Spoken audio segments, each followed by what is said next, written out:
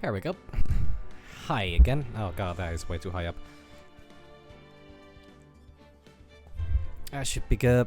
Should be visible. Should be, well, why did I say visible? Well, okay, the game is visible. Audio is audible. And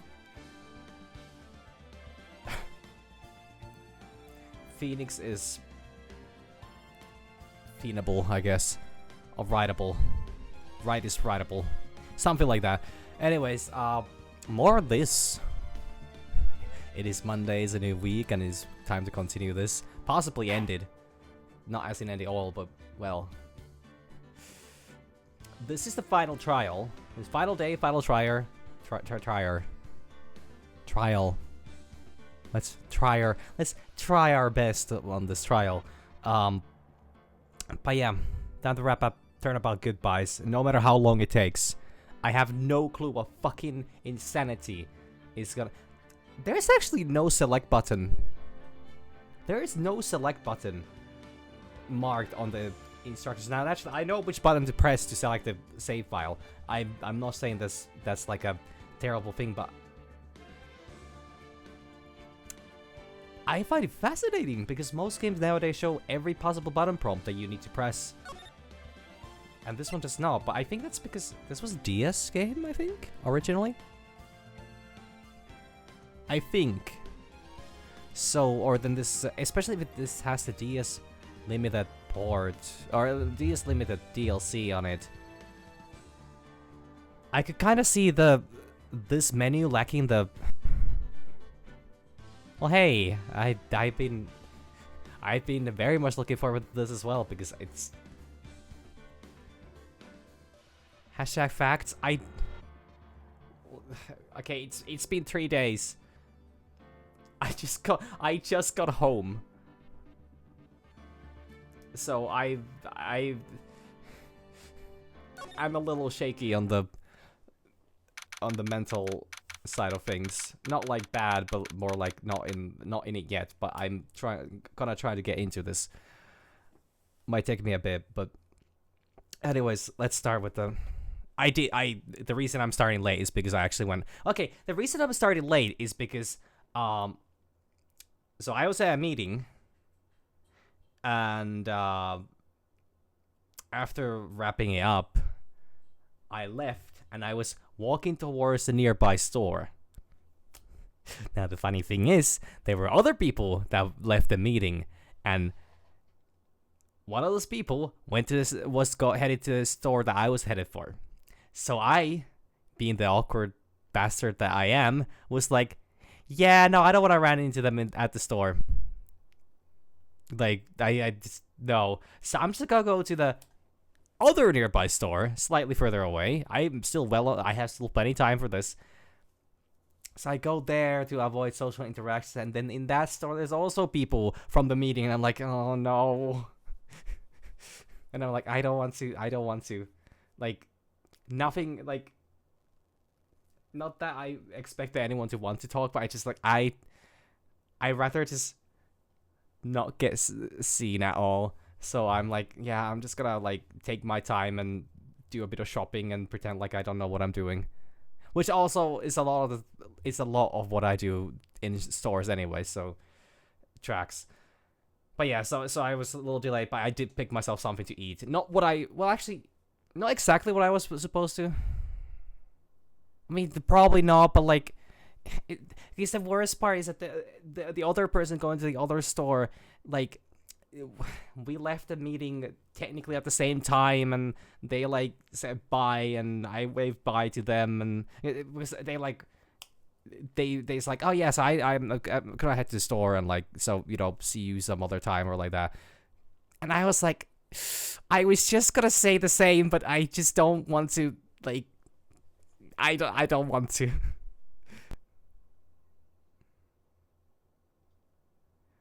So I was like, it's gotta be so awkward if I also go to the store, and it's just, I'm just gonna go to the next one.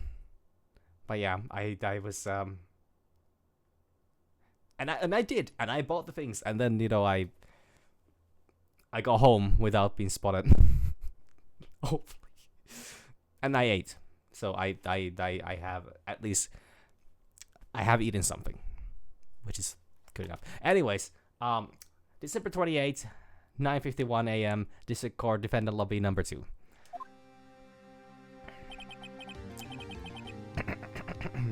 God, actually, I should take a sip of water. Water.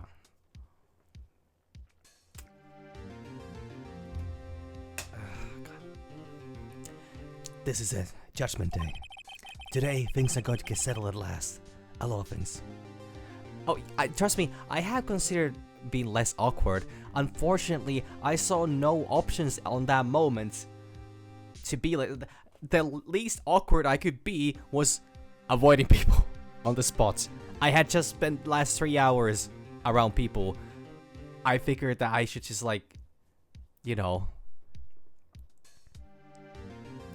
Like, I did not know how to operate in that situation. So I was like, nah. But anyways, I mean, I got exactly what I needed from the other store, so, and it delayed me by like 10 minutes only, so it's not that bad. But I'm here now, and I'm gonna try to wrap this up and save Edgy Boy. What the fuck? Oh my god, so much happened last time. Fucking one karma thing and... Oh my god.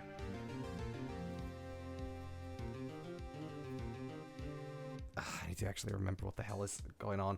So, we had only some evidence that we were able to salvage from the DL6 case. Gordy's not real. Fake news, apparently.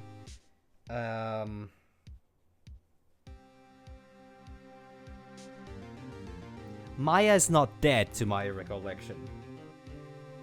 Just heavily tased. And, oh, true. I should actually check what I have here anyways. What do I... So, we still have Parrot. Which, interesting. Okay. So we have Robert's autopsy report. Oh, true. How the fuck did the murder happen again? So... Was it Yanni Yogi? Yanni Yogi tried to kill Edgeworth's dad in the elevator because of a earthquake.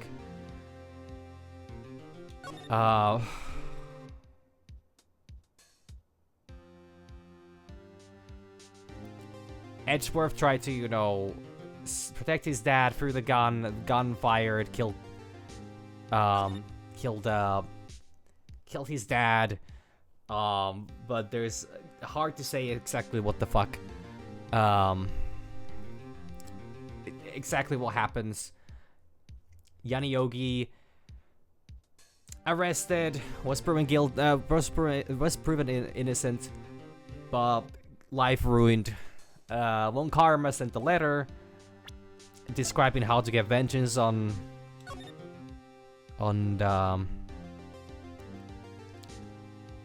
Edgeworth and on Hammond as well.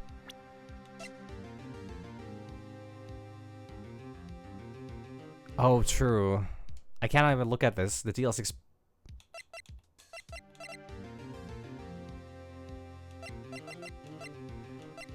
Oh, fuck.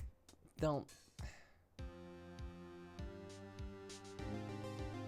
But now I'm confused. How does this help me?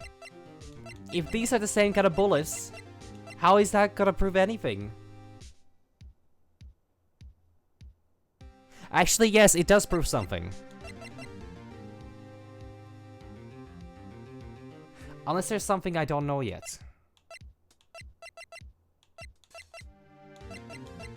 Because I don't know how this functions. Like, I don't know how this functions at all. Yeah, so there's a so he was shot once, but the window has also been shot.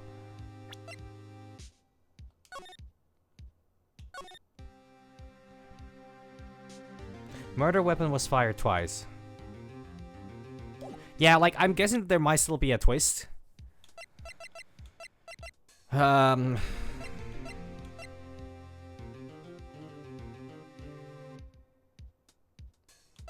Well, let me see if I... Oh, true. So Gregory Edgeworth also... Gregory Edgeworth's ghost also cleared his son of being guilty. Yeah, like, this is the thing. If there were so there were certified 3 bangs. Though, the funny thing is, according to what Lotta Hart said, the first shot was weirdly high-pitched. But that did not... So this by all means could still be the same gun, and it was only used to fire 3 times.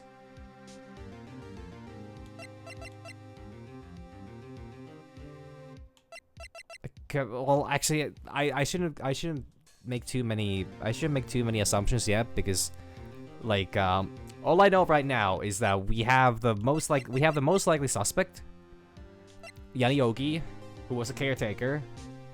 Had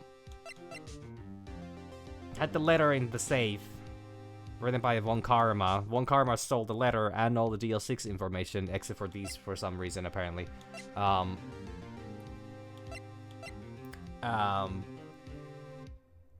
Maya so heroically stole the bullet from the case. Okay, yeah. So we don't know exactly what took place, but we have an idea what might have happened. So there's a chance that still goes, like, the whole 2 shots fired at the lake is still something that I'm, like, kind of curious about if that turns out to be true. Okay, time to move. Wog! Oi, lads. It's trial time. Anyways, what's the big deal? Sorry, Nick. I only touched your shoulder. I guess the shock hasn't worn off from my running with the stun gun yesterday. Anyhow, today's the last day of the trial. Good luck, Nick. Yeah, thanks, Maya. Edgeworth is looking glum as always. I hope Von Karma doesn't push him too hard. Whoa! What are you doing? Sorry, I'm sorry. I just thought that I would cheer you up with a pat on the back. Maya, maybe you should go outside and discharge. Right! Good idea. Try not to electrocute anyone on your way out. Whoa, pal! Oh wait, that's Gumshoe, yeah. What's got it in that girl? Detective Gumshoe. Morning, Mr. Edgeworth. No. Shit, fuck. How does that... What's the big deal, pal? Yeah. Morning, Mr. Edgeworth. Good morning. How do you go, Detective? Have no fear, as promised, I've captured our runaway caretaker. Just brought him in. Took all night, pal. Thanks, Detective Gumshoe. You must be tired. Actually, after that shock I got on the way in, I feel pretty good. Yoki says he's forgotten his own name. But that has to be a lie. Why would he want revenge on Edgeworth if he couldn't remember his past? He does remember, and I'm going to prove it. 28. 10 a.m. District Court, courtroom number 3. Court is now in session for the trial of Miles Edgeworth. The defense is ready, Your Honor. The prosecution is ready. Right, very well. We have reached the final day of our proceedings in this trial. I ask that the prosecution submit decisive evidence. Understood. Come on, don't be awed into silence by every little thing he says.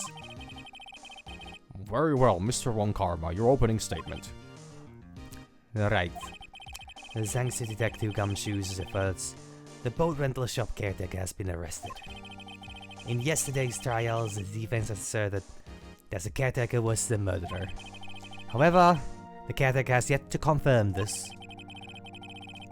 I would like to ask the defense to cross-examine him as much as necessary. Very well. Please bring the witness into the courtroom.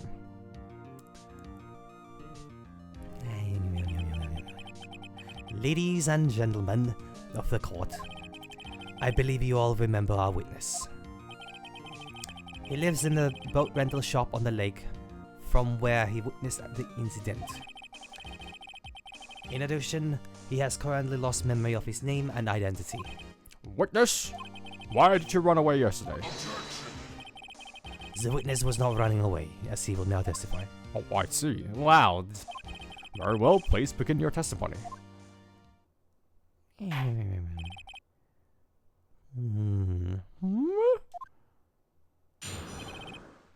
Why I left court? Oh, I'm really sorry about just leaving yesterday like I did.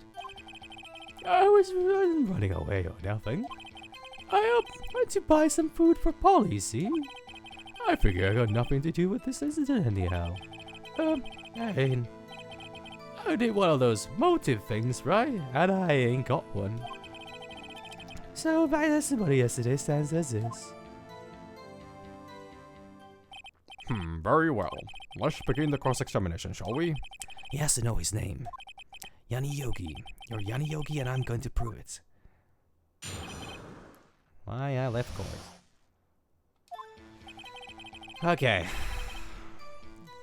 Why did you like that? I recall what you did running away and not just leaving. You heard Larry's testimony and realized you were in danger. None. Now, Mr. Wright, there is no need to rush to conclusions. As I said, the witness was not running away. Listen to the testimony. He sure seems relaxed. In fact, they both do, Mon Karma and Yanni Yogi. I wasn't running away or nothing. And why did you leave? He's just about to say why. Is it so hard for you to just quietly listen when someone is talking? If I said quietly, Edward would be guilty in 3 minutes. That's food for Polly. Food? Well, Polly is a bit of a gourmand, you see. He only eats these high-quality purples from France. I only had them in the big pet shop downtown. But you weren't arrested until this morning. Why did you go back to the caretaker's shack? Well, I kinda got lost, you see. The witness has trouble remembering things sometimes.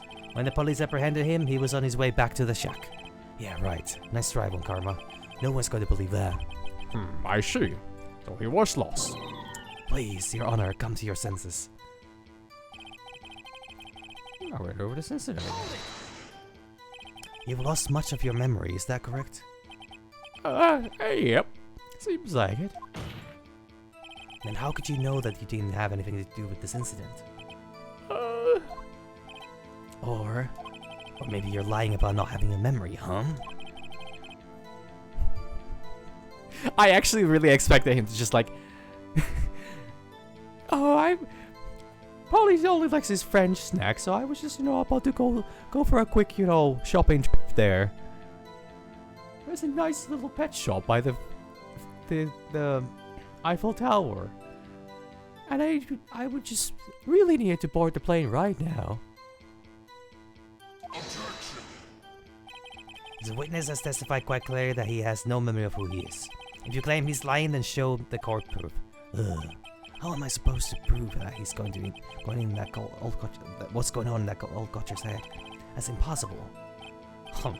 I'm glad you come to your senses, Mr. Wright. Very well, witness. Please continue. One of those melty things, right? How can you say that you had no motive? I say you do. You had a grudge against Edgeworth and the victim, Robert Hammond. That's why you took revenge on them, right? Please don't make me repeat myself, Mr. Wright. This witness has no memory of anything beyond several years ago. He can't hold a grudge, it's impossible. I have to prove he's lying about his memory. It's got to be the same thing over and over until the trial ends. I say something, Mr. Wright? Yes, Your Honor. You've been saying the same thing over and over. We'll bring calling the witness's memory of the past or lack therefore into question. But does this really have anything to do with the court case? Of course, Your Honor. The witness has said that he has nothing to do with this case and no motive. Both of these statements are lies. Order! Order! Mr. Wright, there is a serious problem with your claim. Or are you saying you know who this witness is? Of course, Your Honor. Now, this is interesting. I would like to know myself, so who is he? Don't play down one, Karma. Mr. Wright, please tell us this witness' name. Gregory, yes. That would be quite the fucking twist, though. Oh yeah, don't worry, Miles. Your dad's alive after all. Just, hidden away in the cabinet far away, not wanting anything to do with you. Robert Habit would be also a twist, but I'm gonna say Yanni Yogi. His name is Yanni Yogi, a former court bailiff. Oh, Yogi? That name seems familiar. There's no way you were a judge for that case as well. No way. There has to be more judges. In a legal system like this, there has to be more than you. Oh, Yanni Yogi from the DL6 incident. It figures the judge would have heard of it. It was such a famous case. But what does this mean? Your Honor, if this man is Mr. Yogi, then he has a clear motive. It's just Judge. The one and only Judge. He's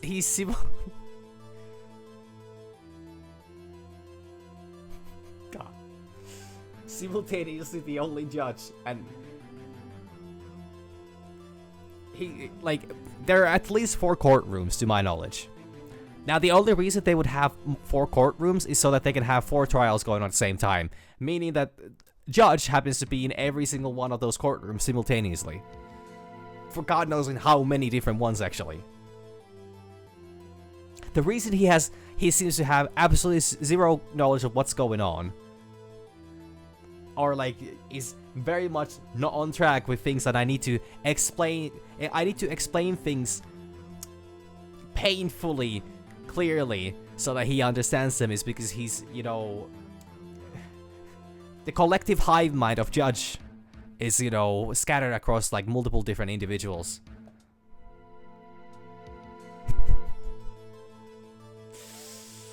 Okay. I mean, all the courtrooms look the same as well.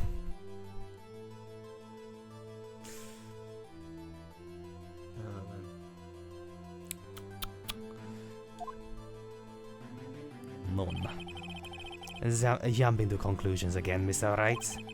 This man, this witness, is Yanni Yogi. Fascinating. However, how do you propose to prove this to the court? This is a court of law, as you may recall. You need proof. And allow me to repeat once more that this witness has lost his memory. This is it. I have to do this now. If I can't prove he's Yogi right now, then I've got nowhere else to go. Nick, how are you going to prove it? How can you prove that he's Yanni Yogi? It's okay. It's actually quite simple. Your Honor, please take this man's fingerprints, and we'll compare them to the fingerprints on the file for Yanni Yogi 15 years ago. I see, that makes sense. Huh? I'm so very, very sorry, Mr. Wright. Why? The witness has no fingerprints. What? No fingerprints? Did you sandpaper them off his fucking fingers? I mean, a good time when he's sleeping, but Easy. Before I worked as carrier, I worked at a chemical plant. I burned my fingers working with this stuff. Yep. What? Yogi, you sneak. You burned your fingerprints off to hide your past? Well, if the witness has no fingerprints, I guess we will not be able to prove he's... maybe you should still try? No. Well, what will you do, Mr. Wright? It seems like the case has been decided, no? No. I know what happened. I know everything. I just can't prove it. But no, I can't let it end like this. I can't lose. There has to be another way. And there is no one who can testify as to who this witness is. No one. Nick, what are we going to do? I didn't even consider that he might have erased his fingerprints.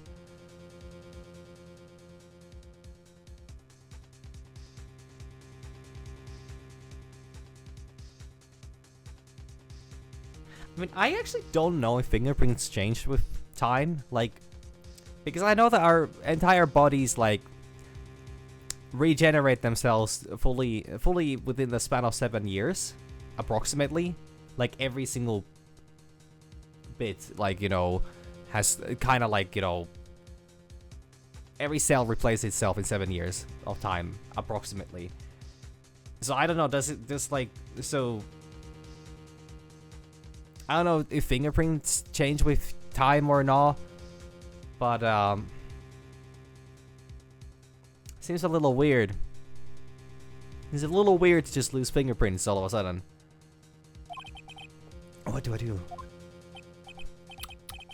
Well, Mr. Wright, perhaps you would like to cross-examine his power for a little comic relief, huh? Yeah, very funny.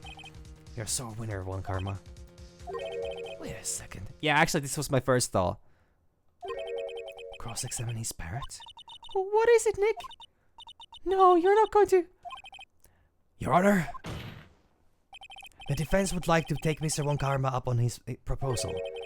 Take Mr. One Karma up. On my proposal? Exactly, Your Honor. I would like to cross-examine the witness's parrot. Order. Well, what do you think, Mr. One Karma? Need you even ask? This is a farce. I object. Objection! Wait a second. You were the one who suggested I cross-examine the parrot, One Karma. I have a right to do as you suggested. I don't know if this would hold in court.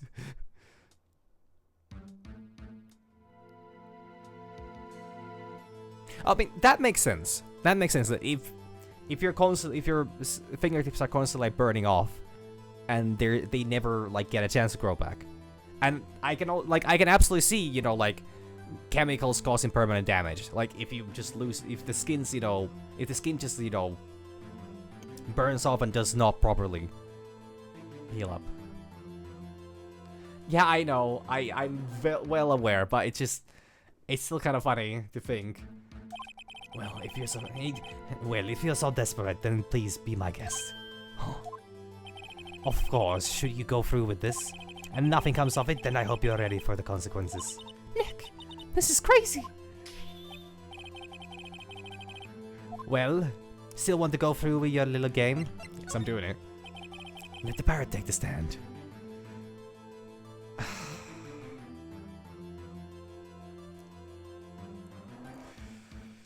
God, this is such a mouse pie situation. I will cross-examine her, Your Honor. Oh, This is the most ridiculous thing I've ever heard. One Karma's rigged every person's testimony, every piece of evidence. Except the parrot. She's my last chance. At least, I think so. bailiff, bring in the parrot.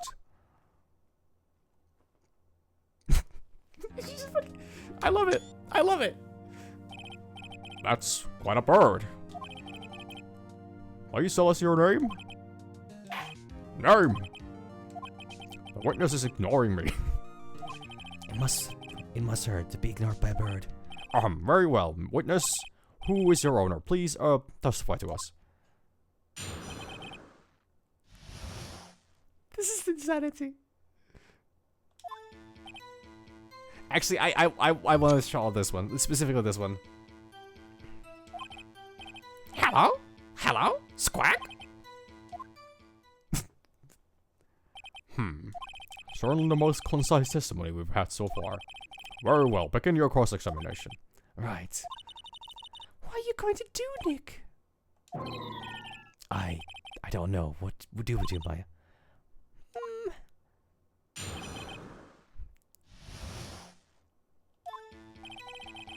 Hello? Hello? Squawk? Witness, you can't just say hello and accept us to get anywhere. I want you to testify. Maya, you talk to her. Right. What do I say? What's your name? Start with the name. Yeah, I should get her to say her name. Polly. Polly. What's your name? Polly? Polly? Squawk. Mr. Wright, I think we established that this parrot is named Polly. Does it have anything to do with her owner's identity? It does, actually. Yes, it does. Oh, Fascinating. You claim that the parrot's name will prove our owner's identity? Then show us this proof. Nick, don't you think you're taking the bluffing a little too far? Listen, we're not here to answer the question of who is the caretaker. We're here to prove that he is Yanni Yogi. All we have to do is tie the name Polly to Yogi. Your Honor, the proof that the parrot's name reveals the caretaker's identity is... Yeah, it would be this one. a DL6 case file? That's quite a large file you have there. Which page is this proof on them? Show us or stop wasting our... Okay, I actually like this. That you also need to choose the page. Very well, Mr. Wright. Please show us the page. Where in this file is the information contact this parrot's name? I need to actually make sure I get the page. Suspect data. Okay, Polly Jenkins.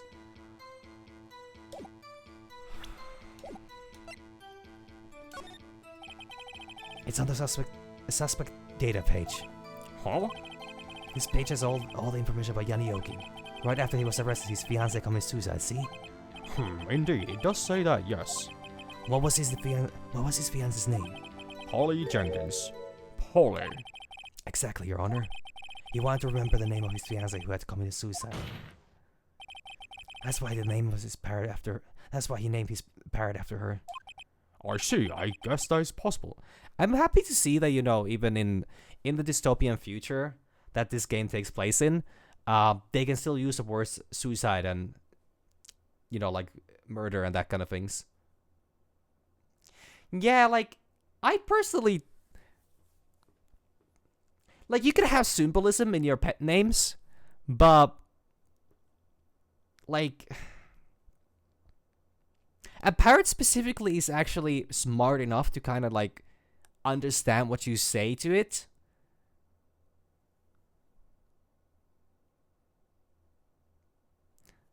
Yeah, I know, but I take, since this takes place in the holy fuck, this would actually take place in the, if it's 20 years after. No, almost. They haven't hit COVID yet. Yeah, I know. The fiancé unalived themselves. Good God. Anyways. I suppose. Bah, a mere coincidence, that is all. My granddaughter has a dog she calls Phoenix. Is that correct? Well, Mr. Phoenix, right? Does this make you my granddaughter's fiancé? Well, depends. Is she single right now?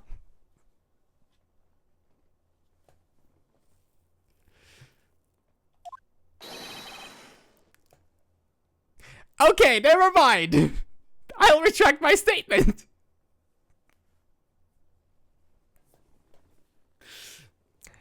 She's only 7 years old. Depends, of course, which state this is, and this could unfortunately be correct, but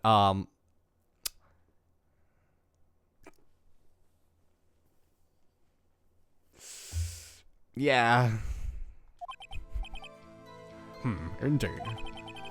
Although there is a little weak for evidence in a murder trial, we would need some other corroborating evidence. Where am I going to find that? Nick, we're getting close. One more, if we could just get one more piece of evidence. Right, but what? Huh. Very well, witness. You may continue.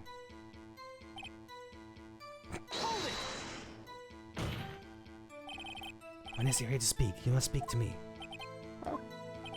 Frankly, I can't believe that you're speaking to the parrot. Well, I guess we should try to get some information out of her. Let me show the judge that her own is Mr. Yogi. Hello? Hello? Squawk?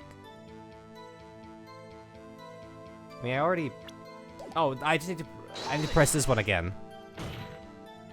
Witness, you can't just say hello and expect us to get anywhere. When you testify, Maya, you talk to her. Right. What do I say?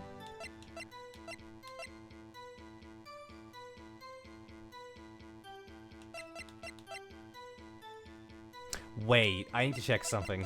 I need to check something out. Oh my god! Oh my god! Maybe I'll get her to say the number of that safe. Huh? The safe? Why? Let's just try to get her to say anything, okay? Polly, what's the number of the safe in the shack? 1228? 1228? My, what a reckless parrot. Well, Mr. Wright, you aren't claiming that this number has something to do with the caretaker. Actually it does. Actually, it does. That's why I had her say it. Huh. Ridiculous. How can the number of the safe tell us who the caretaker is? Show us your proof. What could possibly link this number to the caretaker's true identity?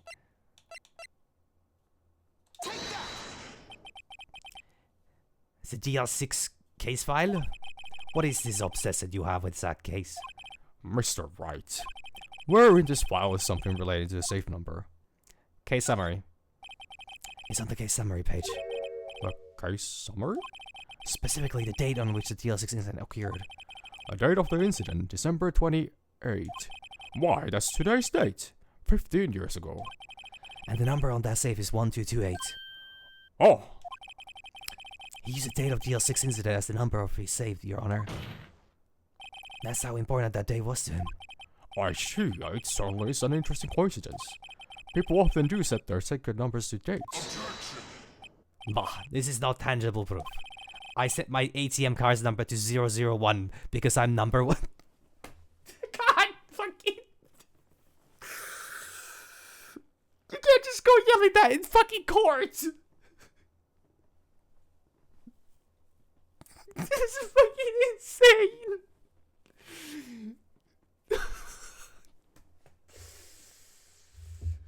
Oh my god.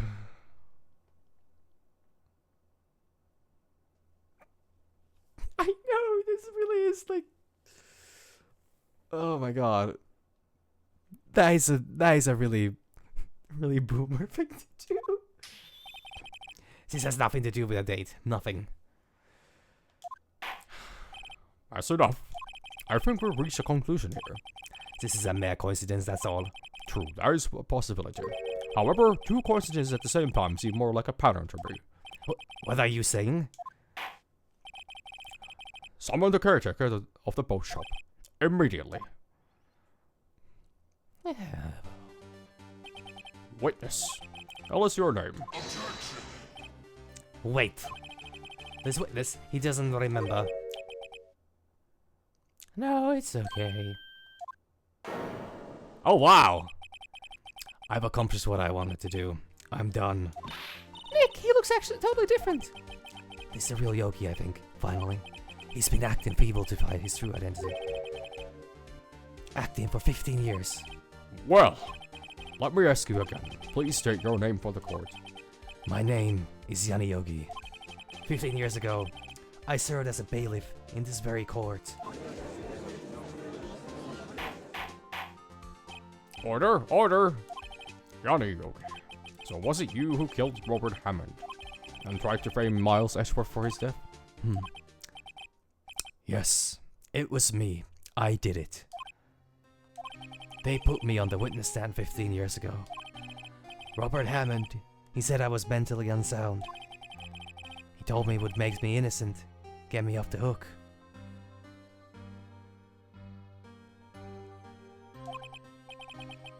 So, appearing to have brain damage. I was innocent, really, but he didn't believe me.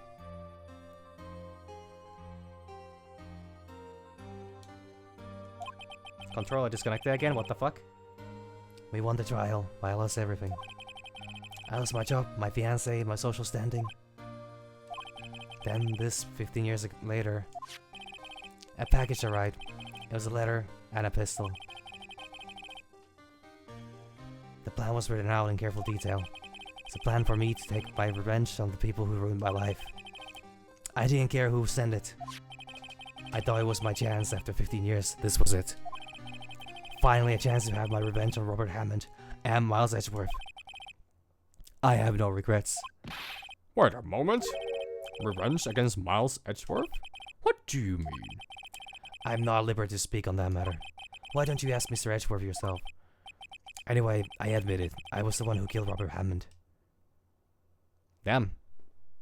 Straight up actually admit it. Wrong karma, where is Mr. Yogi? And the rest, Your Honor. I saw no room for error in his confession. That's what I'm thinking exactly. Like, I get that it probably sucks to be in that position, but like, are you really gonna be petty towards a child that just lost their father?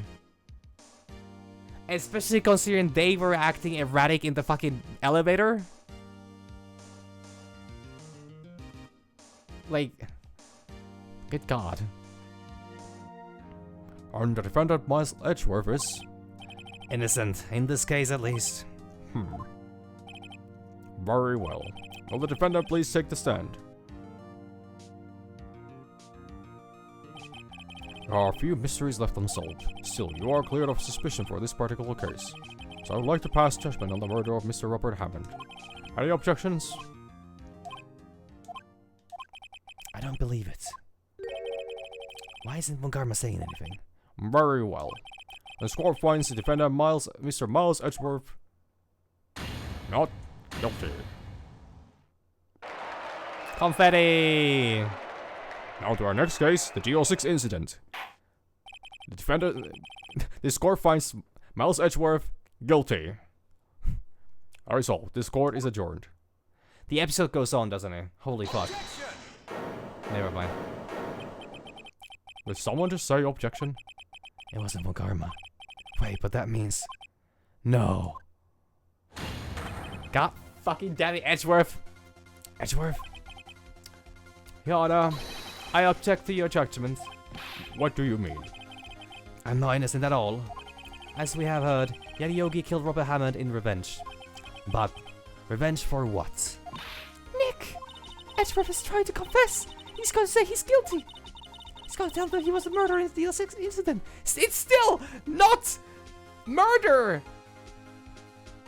It's an accidental killing in a form of self-defense.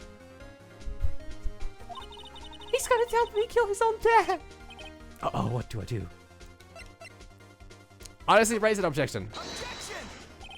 My judgment has already been passed. I object to Edgeworth's outburst. Didn't something like this happen yesterday, who? I believe a certain witness raised an objection after a guilty verdict was passed. That would be Larry. We must hear his news statement. We must hear Miles Edgeworth. He's right. We have a duty to hear Mr. Edgeworth out.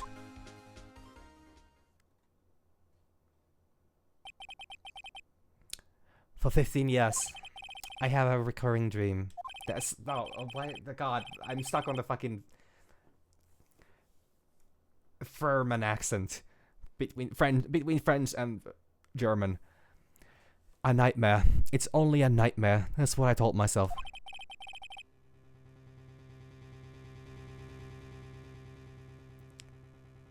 But now I know. It wasn't a dream. Yogi wasn't the killer. You mean in the incident where your father died? From the distance of the shot, it wasn't suicide either. Everything was as clear as day. The murderer, the criminal in the DL6 incident, it was me. Your Honor, I confess my guilt. I am guilty for DL6, the statute of limitation of which ends today. The culprit is me.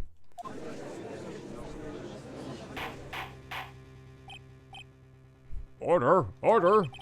That is certainly unexpected. Like, this court case was way too simple. We have still we have way too much evidence that has not been gone through yet.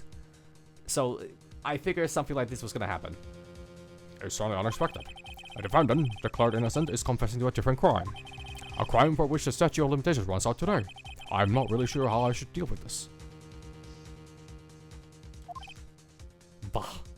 I mean, Wright would have something to shot Edgeworth with for 24 hours. Or 3 minutes, I don't know. It's obvious. We hold a trial right here, right now. We tried this man for his crime of 15 years ago. I think I would like to take a 5-minute recess. During this time, I will consider the appropriate course of action to take. Court is adjourned.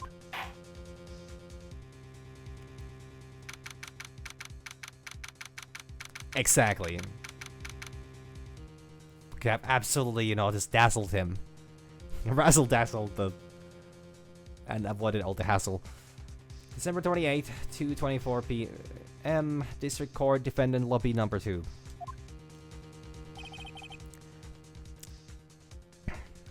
I'm sorry, Wright. I've just wasted all of your effort. Mr. Edgeworth, I just don't believe it, sir. I mean, you kill your dad? I didn't want to believe it myself, Detective. But... it's the truth. I deserve to be punished. Murder is a murder no matter what the circumstances. It's still not fucking murder! This is crazy, just crazy. Huh? Nick, what are you doing? Huh, oh. I was just reading through the court record once more. I'm getting my case ready. Your case for what? Huh, isn't it obvious? I'm going to prove that Miles Edgeworth is innocent. What are you talking about, pal? He just admitted to it. He confessed that he did it, in court. I'm sorry, Edgeworth, but I don't believe your nightmare. What? It's just a dream. It's not real. The truth is right here in this court record. In any case, tighten your belts. The real fight is just beginning. I'll prove you're innocent. Trust me. Right. December 28th, 2:30 p.m. District Court, courtroom number 3. Okay, we moved to the next courtroom, apparently. Now then, I would like to resume our trial. Judge, Miles Edgeworth has admitted to his own guilt. He has confessed his crime. Let us begin by hearing his testimony. Then, though pointless, let the defense do their cross-examination. The statute of limitations on the GL6 incident runs out today. Though it's unconventional for me, I would like to run this one by the book. I see. Does the defense have any objections? No, Your Honor. One Karma, you knew this was going to happen from the very beginning, didn't you? Very well. Will Miles Edgeworth take the stand? Will the witness state his name and profession? Miles Edgeworth, I am a prosecuting attorney. Mr. Edgeworth. 15 years ago, you mistakenly killed your father, Gregory Edgeworth. Still not a murder. It's even mistakenly mentioned in the... Is this correct? It is correct. Then testify about this matter to the court. When Edgeworth was telling me about the stream yesterday, I noticed something. One detail didn't quite fit. Fuck! Oh god. That would be the key, but only if I get it to work. Please, please. Fuck, I don't remember this too well. I don't remember exactly what he said, but hopefully he gives the exact same testimony as last time. That day, I had gone to the courtroom to observe one of my father's trials. As we went to leave, an earthquake struck, trapping us in the elevator. My father and Mr. Yogi lost their composure and began to argue. Just then, something heavy fell at my feet. I picked it up and threw it at Mr. Yogi. I wanted to him stop fighting. This is... He's phrasing this in a lot less threatening manner than he was last time. He literally said that Yogi jumped his father and started choking him. A moment later, there was a single gunshot, then a scream. It was a terrible scream. I remember it to this day. And that's all. And until now, you thought this memory was a dream. I was stuck in the elevator for 5 hours. The oxygen in the elevator ran out, and I lost my memory of the events. Bah! The same claim Mr. Yogi has made. Very well. Mr. Wright, your cross-examination, please. Yes, Your Honor. A DL6 incident. Okay, I got the courtroom. The officer one of my father's fellows. What was the trial your father was involved in that day? I don't remember things very clearly. Only two things. I know my father lost, and Mr. Von Karma was the prosecuting attorney. Mr. Von Karma, you were handling that case? It was 15 years ago. I don't remember the details. That was when Edgeworth pointed out the problem in Von Karma's evidence. As we went to leave, an earthquake struck, trapping us in the elevator. So, there were 3 people, including yourself, trapped in the elevator. Yes, myself, my father, and Yanni Yogi.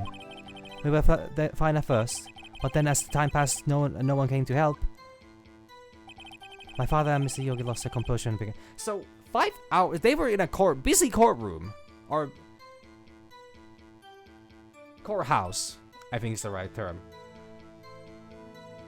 On the day that there was a trial on, and they even had they literally had one of the bailiffs with them, escorting them out of the building. An earthquake strikes, and it's 5 hours and nobody comes to rescue. Like, I get that this would have been early 2000s when, you know, elevator safety was maybe not at its peak, yeah. I don't think it ever reached its peak, but, like, that is a long time. But at that time, they would already have, like, safety hatches and, like, huh. You know, never mind. I'm just surprised that this happens to begin with. What did you do then? I was a 9-year-old boy at the time. What could I do? I was scared, trembling in the corner. But then... just then, something heavy fell at my feet. What was it? A pistol. I assumed it was the bailiff, Yaniogi's. The safety must have come off when it fell from his holster. And you picked it up. What happened next? For Mr. Yogi wanted them to stop fighting. Did you know it was a pistol when he threw it? I think I knew. I knew it was dangerous. But the air was getting so thick, I panicked. So, you're saying that you threw the pistol at Mr. Yogi? I was in a daze. There was a single gunshot and then a scream. The gun fired once? Yes. You know, actually...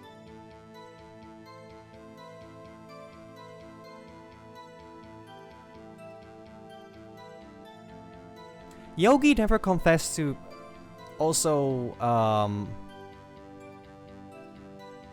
don't remember Yogi ever confessing to pretending to be Hammond to frame Edgeworth.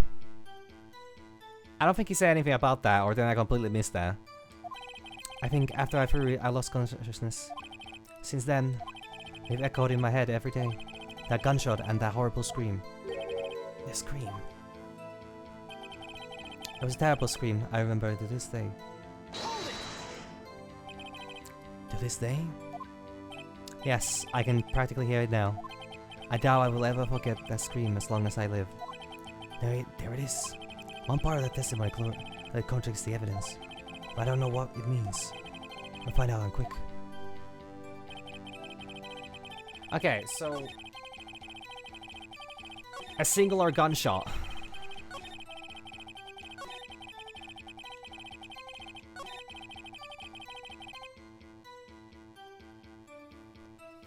Now, the problem is... I don't know if I need to show the evidence. Or I don't know if I need to show this one, or is it the case incident that has the murder weapon was fired twice. Objection! Are you sure you only heard one gunshot? Yes, I'm sure of that. I heard the shot and the scream, and everything faded. I was unconscious until the rescuers came. I see. No, Your Honor, unfortunately you don't. Call your ass blind. Look at this file one more time. This plainly contradicts the witness testimony. You do enjoy dragging out that file, don't you? I don't understand. Yeah, I mean, exactly. I was wondering, is it the picture or the file? But what I've learned from this game, it wants me to first look at the file, because that's like, how would I say, that is a confirmed information we have, and then they're gonna ask me for a verification as to when was it fired twice, and then like, well, it was fired at the window once at least, and then it was fired at, you know, Gregory.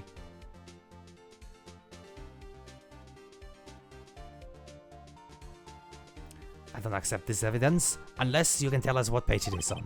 He just doesn't want to fucking read. Which page contradicts Miles Edgeworth's testimony? I think it's the victim data. Case summary had the information about, well, the case.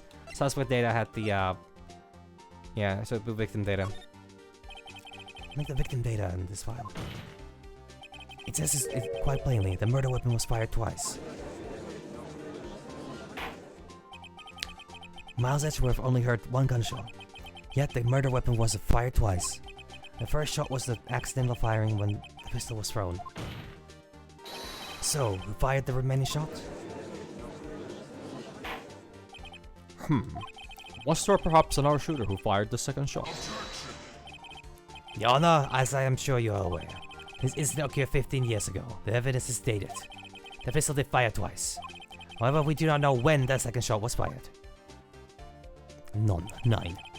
It might have been fired the day before the incident. There is no proof that the second shot had anything to do with this incident. What? I see. You do have a point, Mr. Wright. Murder weapon was fired twice, as we have heard. One of those shots was fired by the defendant, a boy at the time. Do you have any proof that the other shot was fired had something to do with the case? Yes. Your Honor, I think it was... I will be able to show you proof. What? Impossible. Now, Mr. Von Karma, save your surprise for after you've seen the evidence. Very well, Mr. Wright, show us your proof. Do you have evidence that the second firing of the pistol is related to this incident? Yes. This one. Look at this photograph. Every time I see it, it makes me laugh. Not itchy though, because it's kind of a picture of his dead father. But I find it very hilarious for other reasons.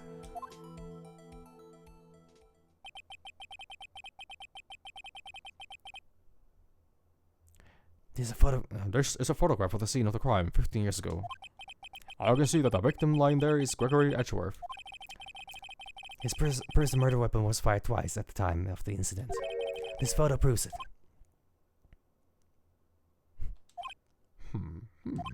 So, let me get this straight. This photo proves 2 shots were fired. Where? Your Honor, please. Please get a clue. I need to point at the fucking picture. Are you fucking kidding me? Well, I mean, it could be here. It could be maybe the one of the shots was used to open the doors, or yeah, it could be the enormous fucking bullet hole.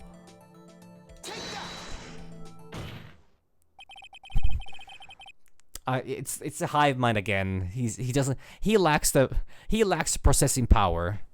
This would be 2019, you know, component shortage and like that. The judge simply doesn't run as his brain doesn't run as well as it used to. I should be obvious. The contradiction is here. I see a bullet hole in the door. Your Honor. Gregory Edgeworth was killed by a shot from the pistol. Yet, there's also a bullet hole in the elevator door. We also know that the murder weapon was fired twice. Thus, someone other than Edgeworth fired that second shot. Order! Mr. Wright, what are you driving at? It's simple, Your Honor. At the time of the incident, 2 shots were fired. One went into Gregory Edgeworth's heart. The other hit the elevator door. When that defendant lost consciousness after that shot, fire rang out. In conclusion, we must agree the second shot was fired by someone else. Mr. Wright, but who could that someone else be? The murderer, of course.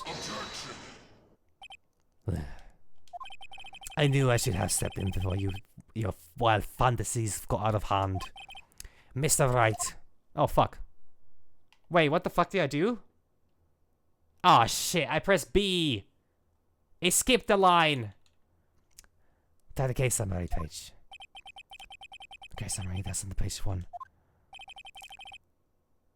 Look what is written there. Honestly, Polly was great. Polly was great. I very much enjoyed that system overall. I think that was actually quite nice. Not a single clue was found on the scene. If the pistol had indeed been fired 2 times, then the other bullet would have been discovered on the scene. Just have a point. A second bullet has never been found. Why? Because the second bullet does not exist. The bullet that claimed Gregory Edgeworth's life was the one fired by his own son. That is the truth of this matter. The whole truth. It was undoubtedly something else that made that bullet. A hole in that door.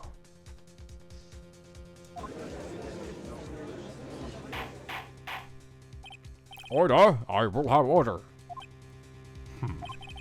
Mr. Wright has proven one thing to us quite clearly, that the murder weapon was fired twice at the time of the incident.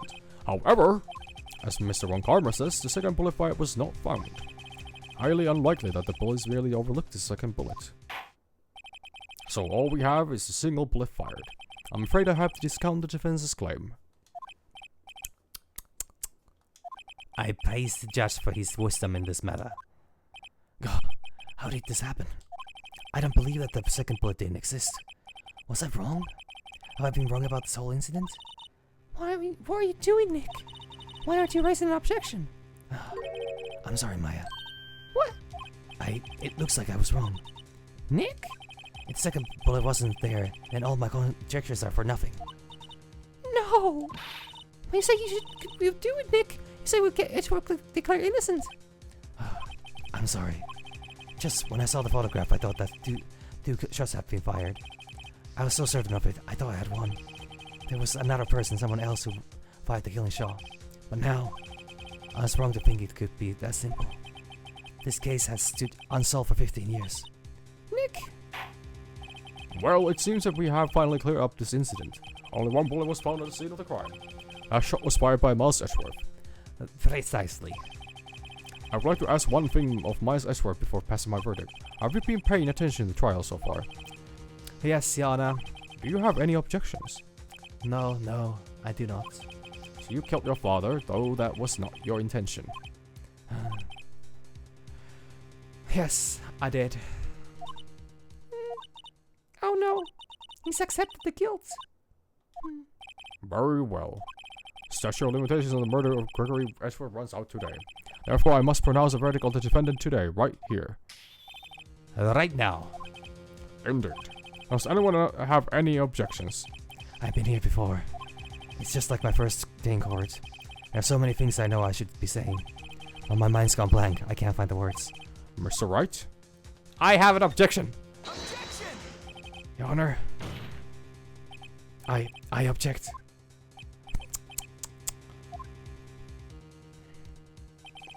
Mr. Wright, on what grounds do you object, Nick? I don't know. This case is perfect. Oh no. It must exist. A second bullet.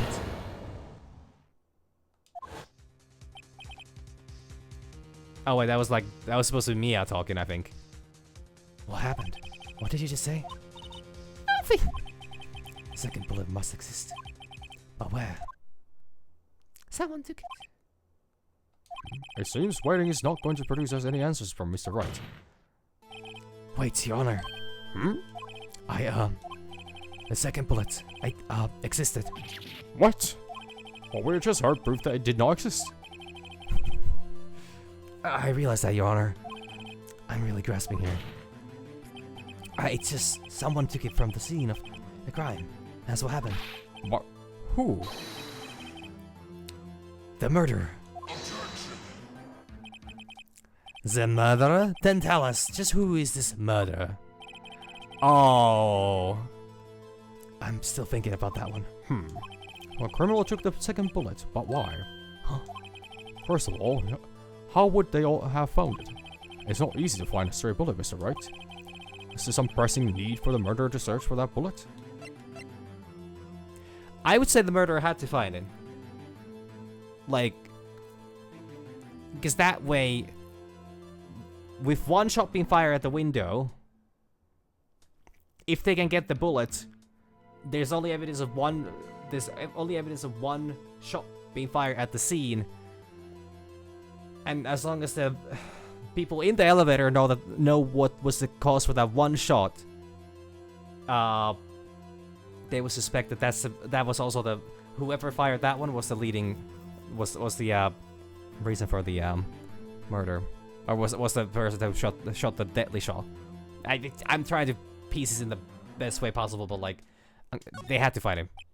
Of course there wasn't a need. That's why they took it. What possible reason could they have had? Well, the reason the murderer took the bullet away from the scene with them was... The bullet would be proof. Maybe they thought that the bullet would be used as proof? Proof? It was a special bullet, so they took it with them. That's... If that was the case, then they should have taken the bullet from inside Gregory as well. I mean... Why would they only take one of the two shots fired? Oh, right. Mr. Wright, have you really thought this through? I'm going to have to tell... But it is... It makes sense. Oh, this isn't going so well. Sir, some pressing need for the murderer to search that bullet. I would say they had to find it. Of course there was a need. That's why they took it.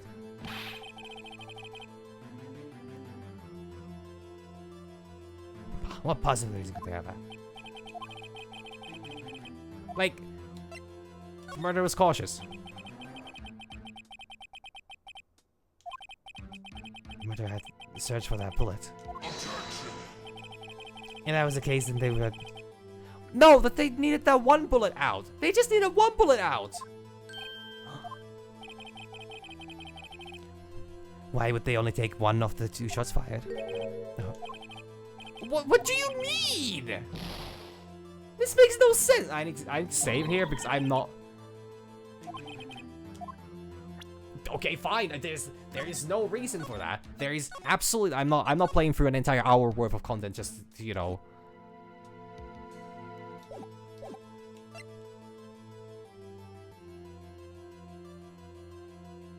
Oh, what's the fact that, like... Some pressing need for the murderer to search for that bullet. The murderer didn't need it.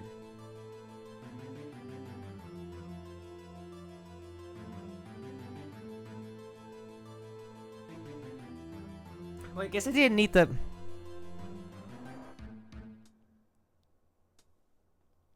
Well, one bullet is in the window, one of them is in the, one of them is in the body.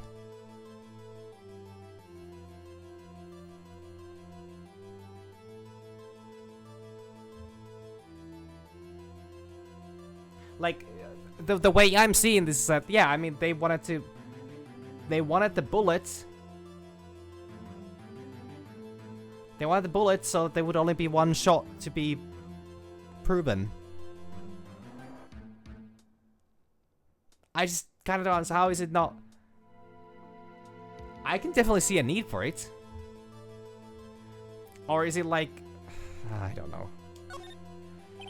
Why would the murderer have spent the time to look for the stray bullet? I haven't got a clue. What's wrong, Mr. Wright? The murderer has no reason to take that bullet. You don't want to admit it, but it's true. Had to take it.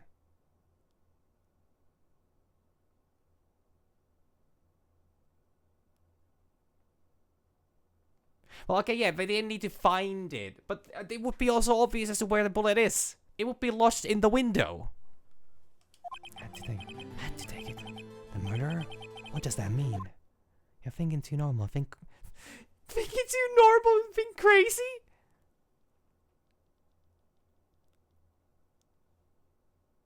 Well, but oh my god.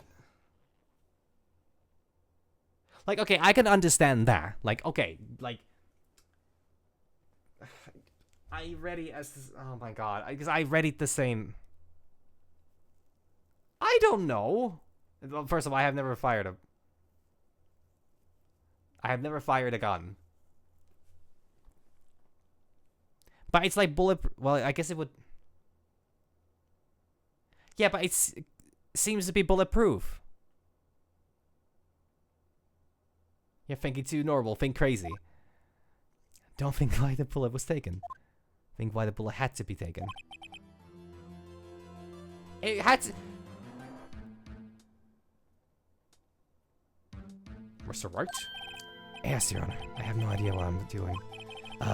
Well, the murderer had no intention of taking the bullet from the scene, but the murderer had to take the bullet. Had to, Mr. Clearly. Well, for instance. For instance, what? Maybe the bullet,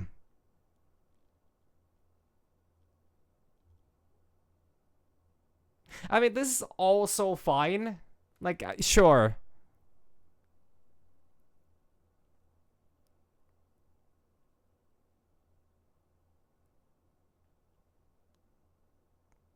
Yeah, I mean, I guess if it, like... Because the problem I have is that the picture clearly shows, like, a bullet hole. Like, the shot went through.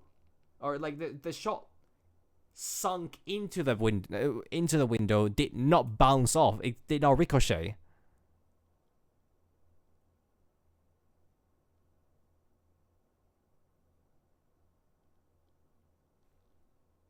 But now there is a lot. Like, the question here is that who fired? Oh god.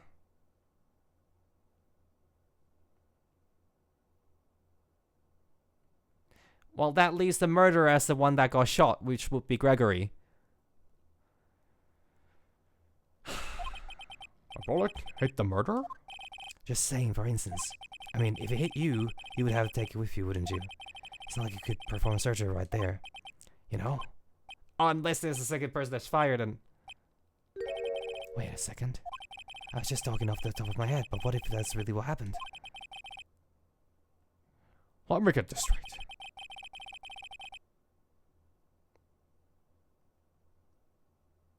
Are you telling me somebody... No, I... There's too much going on here. I'm gonna see where this goes, and I'm gonna try my best with this. At the time of the murder, the murderers themselves were shot, and they're left with the second bullet still inside of them.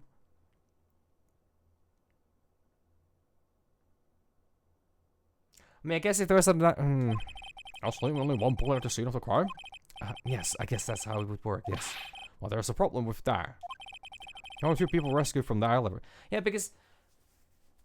The way Gregory died, that's like an execution shot. So that seems very, like, straight to the heart.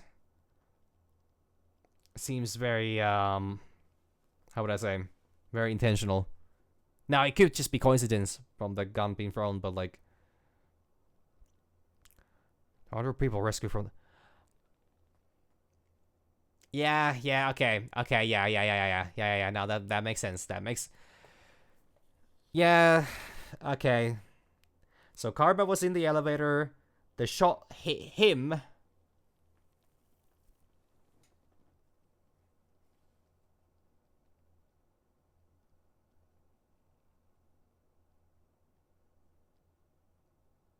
No, wait, that doesn't make sense. I'm still thinking it's Karma who shot them. That's the only reason he would, orchestrate such a... Take a shot. Yeah, but if... Okay. Let me just look at this picture again. Because...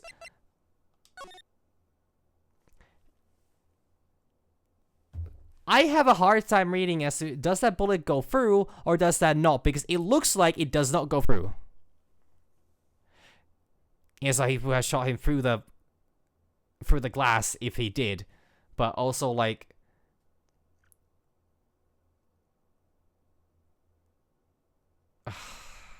I simply fail to see how, because that does not look like the shot goes through. Like, it looks more like it lodges somewhere into the glass. But I also don't know how...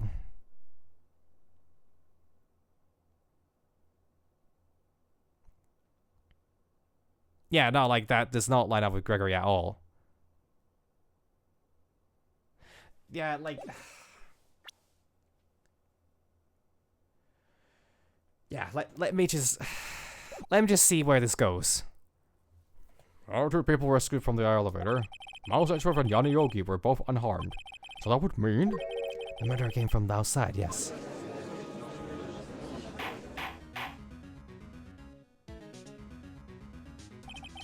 The two men fighting inside the elevator.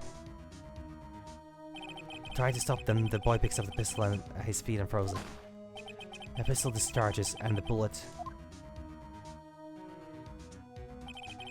goes through the elevator door and hits the murderer outside. Goes through the elevator door!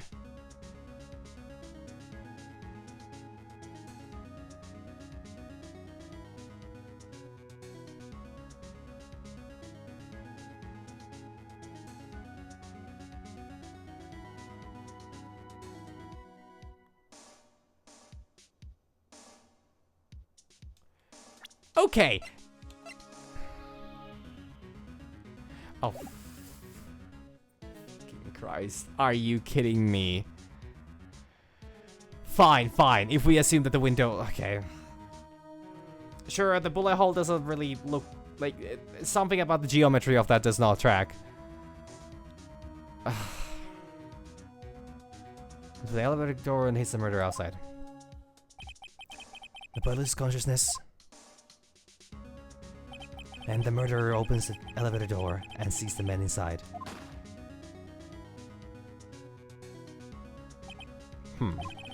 Mr. Wright, you are truly the most unpredictable defense attorney I've ever known. I can tell you're grasping, yet I cannot deny the possibility of what you say. What are you saying? Deny it! Deny it! No one involved with the incident was wounded. There was no murder. No one was wounded at the time of the incident. He's right. I can't think of anyone. Hey, Nick. I just thought of something really crazy. Crazy? I was crazy once. They put me up at a cell. Remember what Mr. Crossberg said yesterday? Gregory Edgeworth dealt a blow to his perfect trial record. Wow! It must have been quite a shock for Von Karma.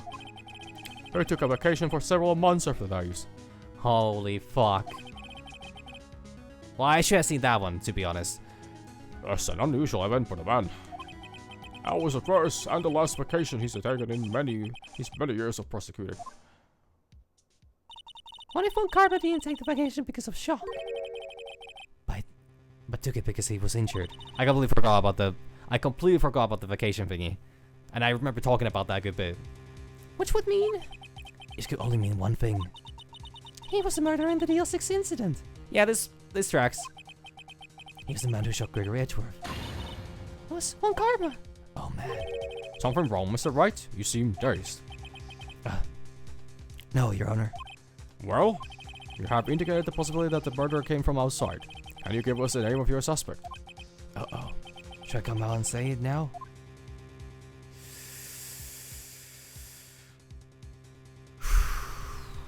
I mean, when is a better time? Strike while the iron is hot. Your Honor, there's a suspect. One lone suspect. Well, this is certainly interesting news. Very well, Mr. Wright. Who is your suspect? My hands are shaking. What? Von Karma. Von Karma? Yeah. What is that fucking face? You mean the Von Karma? The prosecutor? The one standing right here over there? Bah. You don't object? I see no need. Why honor this ridiculous outburst with my objection? Because you took a vacation for several months starting the day after the incident. And you pride yourself on a perfect record. Why would you take shots at a long vacation without any reason? So you're claiming that I took a vacation to heal my injury from the incident? Fascinating. I'll prove it. I would have need a searcher, you know? Where do I go? Where do I go under the knife at, Mr. Wright? Bring the doctor that operated on me. Have him testify. Nick, let's find out who his doctor is.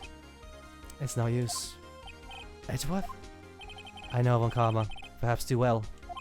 He's perfect. He wouldn't leave clues. He probably didn't undergo surgery. That would leave a doctor as a witness. Nobody's that perfect. So what, Nick? Did Von Karma pull the bullet out by himself? That's insane! Not impossible though. No, he couldn't have. Just pull bullets. You can't just pull bullets out of yours. That is absolutely possible if you just have a really high pain tolerance. Wait. What does that mean? That bullet has to be somewhere. But... Well, Mr. Wright, can you produce evidence to prove that I was shot? Oh, I'll show evidence. Alright, Von Karma, I'll prove it. And I'll use evidence. I know how you like it so much. What? Evidence that proves Von Karma shot is...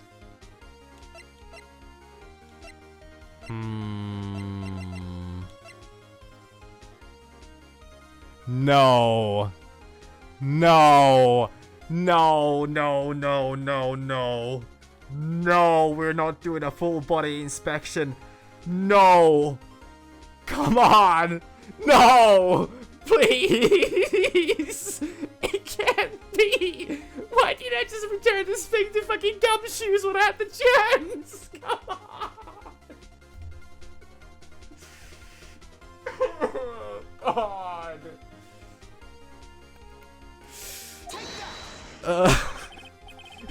God damn it. Von Karma is perfect. He wouldn't research it. Evidence. God. Oh, God. Sorry, I just... Oh, God. Okay. Von Karma is perfect. He wouldn't research it, leaving an evidence trail. So then I ask, where is that bullet now? I think it unlikely that Von Karma from searching him himself. Huh? You don't mean... I do. There's the possibility that the bullet is still inside Von Karma. Is that even possible? For all these years? Well, there's one way to find out. We could use this metal detector. He just carries that to his the fucking courtroom. He has like an enormous bag with him.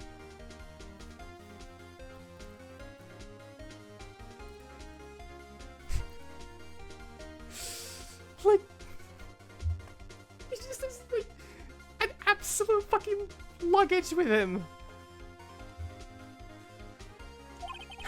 Well, Von Karma, I'm going to run this over you and see what we find.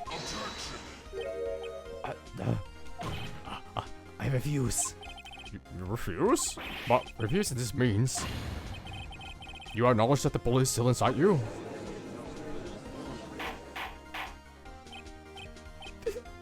I can't take this seriously. I mean, I'm not supposed to, but I can't. What is going on? What the fuck? Order! Order! Order! Your Honor, the defense requested that we allow... the defense requests that we be allowed to use the metal detector. Still trying! I mean, I actually gotta agree with this. Judge, I call for a suspension of this trial. This is an invasion of privacy. The statute of limitations runs out on this case today. It was you who said we had to end it right here, right now.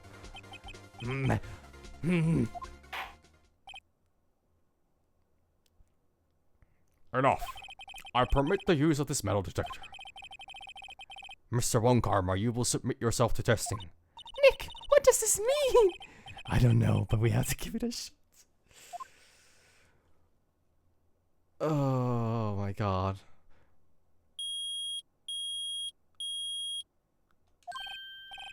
He reacted. Something's inside his right shoulder. The bullet. Mr. One Karma. You. It was you. I was afraid this would happen, and so I remained silent. Indeed, there is a bullet in my shoulder. However, it has nothing to do with this incident. What? I was shot in the shoulder long before the DL6 incident. I claim that the bullet in my shoulder has no relation to DL6. But Mr. One Karma, can you prove that? Prove? I don't need evidence. None. Nine. Only you. Yeah, of course you don't need to. You don't need to prove. You don't need to prove yourself innocent of this murder. But I need to prove Edgeworth innocent from this murder. That's how this works. It is Mr. Wright. It is Mr. Wright who must prove something here. Not I. Mr. Wright? Well, can you prove it? What?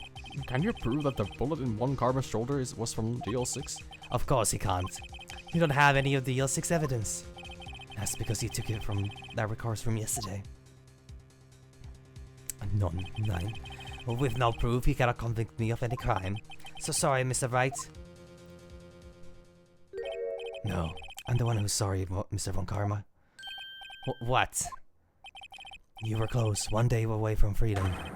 But you see, I have proof. What? Who would have thought you would dig your own grave trying to convict Edgeworth? I can link that bullet in your shoulder to the DL6 incident. And here's my final proof. A DL6 bullet matches the bullet on his shoulder. That's a bullet? Where did you get that? This is the bullet used in the DL6 incident. This was taken from the heart of the victim, Mr. Gregory Edgeworth. The bullet is preserved quite nicely with all the ballistic markings intact. Ballistic markings?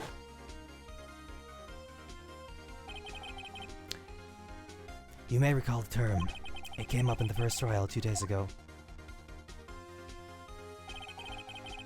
Ballistic markings are the fingerprints of a weapon.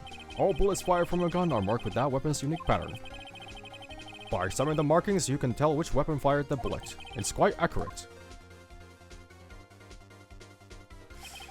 We have 2 bullets in our possession. One, the bullet removed from Gregory Edgeworth's heart. The other, Mr. Von Karma, is a bullet buried in your shoulder. We could analyze both bullets, then if the markings matched, we could know that the both bullets have been fired from the same gun. The very same pistol. In other hands, the murder weapon that killed Gregory Edgeworth. Mr. Von Karma, you will let us remove that bullet from your shoulder. Then we'll compare the ballistic markings to those on this bullet. And solve this case once and for all. Well, Mr. Von Karma?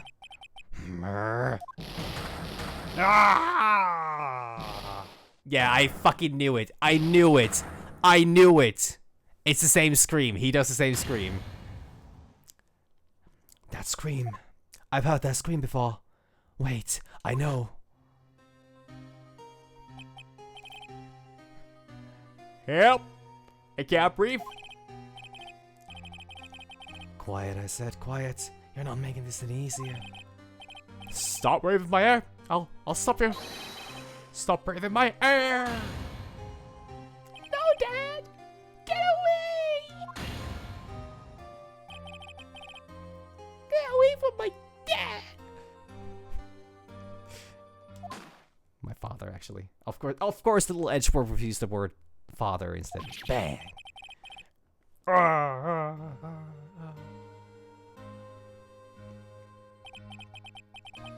It's that scream I heard in the elevator. 15 years ago. Von Karma, it was you who screamed.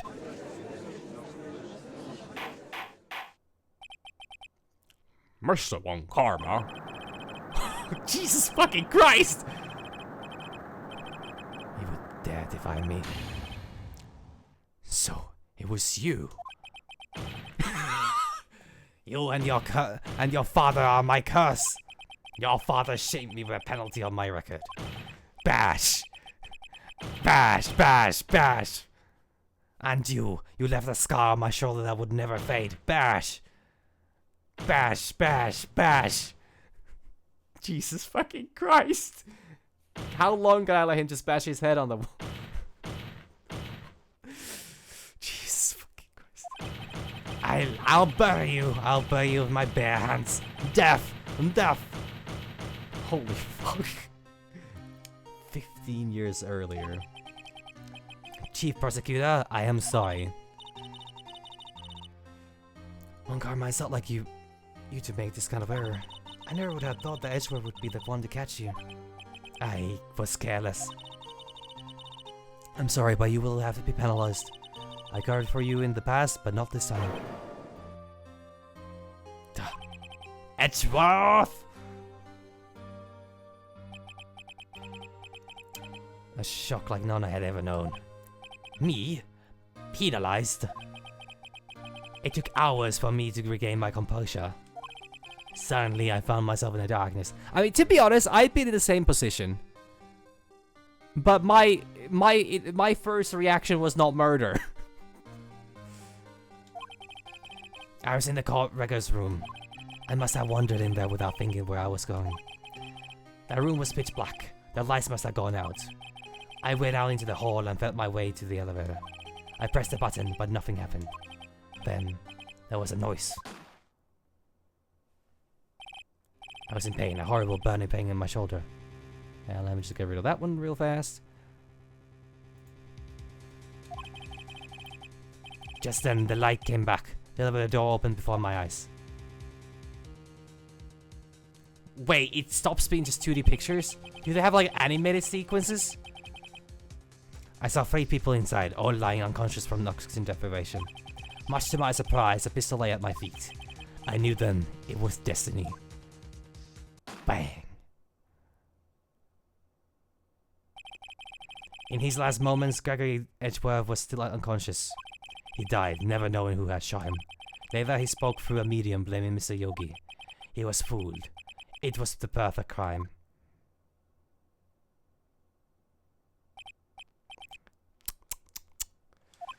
Who would have thought another man would have come to open the elevator door? Judge, What? what are you doing? Do your job. Bring an end to this miserable charade. And now, end it. Very well.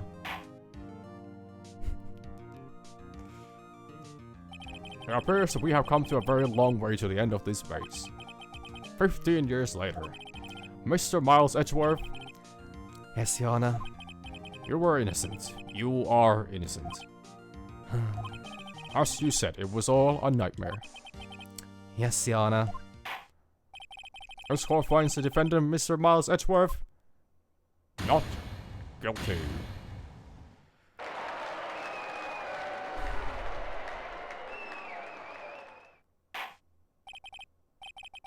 That is all. This court is adjourned. December 28th, 5:28 p.m. That was 3 hours in that courtroom. This is court defendant lobby number 2. Nick, we did it! Did you see his face? One Carmel looked even paler than usual. He's pretended to be all cool, but inside you crushed him, Nick. Crushed! I gotta say, I'm impressed. It was pretty close, though. I was sure he would had it. I know, I was on the verge of tears the whole time myself. But now it's all just a good memory. So it's finally over, Edgeworth. Right. Yeah.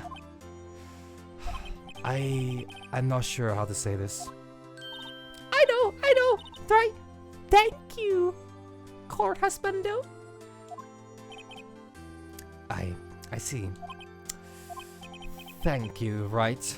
Close enough. You're welcome. I think you could have done better, but than that. Yeah, a lot better. Sorry, I'm not good at this sort of thing. You got a lot to learn, Edgeworth.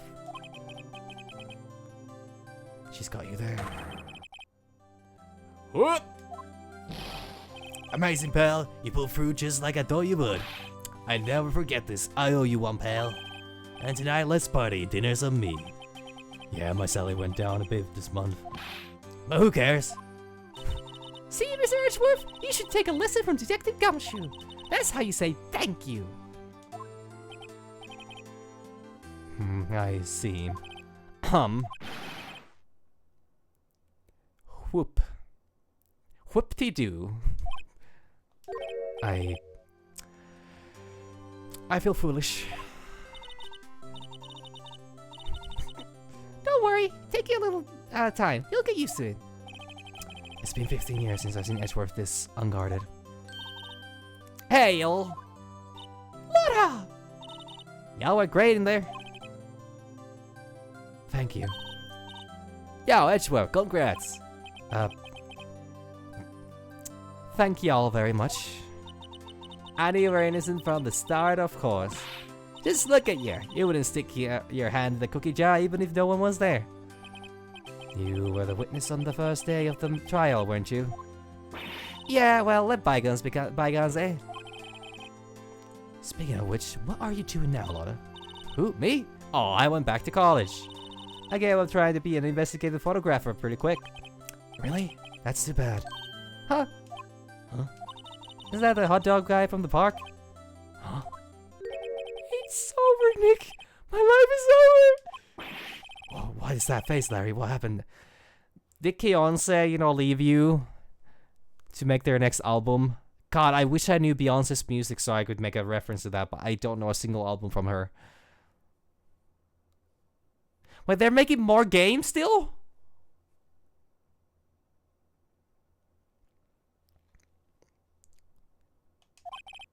Oh, Nick, I have no love for this world.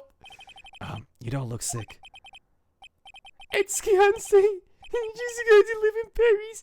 Paris, Nick. Shoot, I've seen this. I've seen that coming.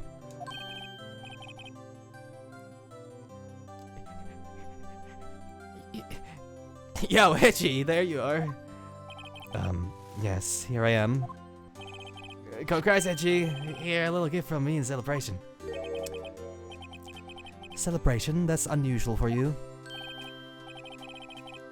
Harry Butts, you come along tonight too. My treat, pal.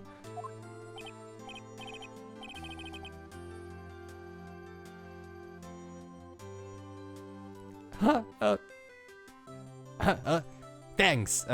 Looking forward to it. Yo, Nick. That's the suit that questioned me. When he says treat, that's not police dog for prison fruit, right? Right? I think you'll be fine, Larry. Right. Yeah, what's up? That envelope that Larry gave me, it's got money in it. Well, yeah, that's not that strange. People give money away to celebrate sometime. It's $38, right? Huh, what a weird amount. It's not little, but it's not a lot either. 38 exactly? Nick! Wasn't that exactly the amount of lunch money that was stolen from Mr. Edgeworth in school? Wait. $38? No. No! Larry, it was you! No fucking way. Can we just have the fucking... Can we have the plot just quiet down at some point and not make another twist in the way things happen between these characters? Everyone's so lovey-dovey now. Just enjoy it. I mean, this is nice, but like...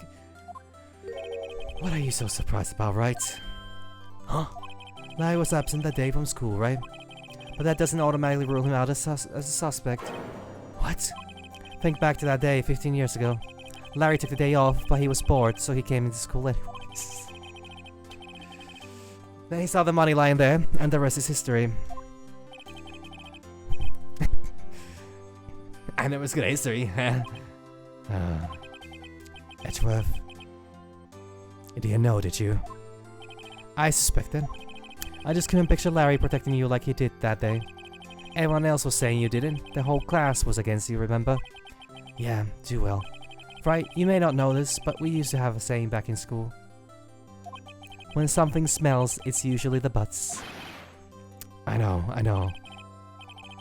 Really, Wright? I'm surprised you didn't figure it out. Well, It sure is an unexpected turn of events, eh? Edgeworth? You should have told me. Now, Nick, it was 15 years ago. Don't you think the statute of limitations has run out, Mr. Edgeworth?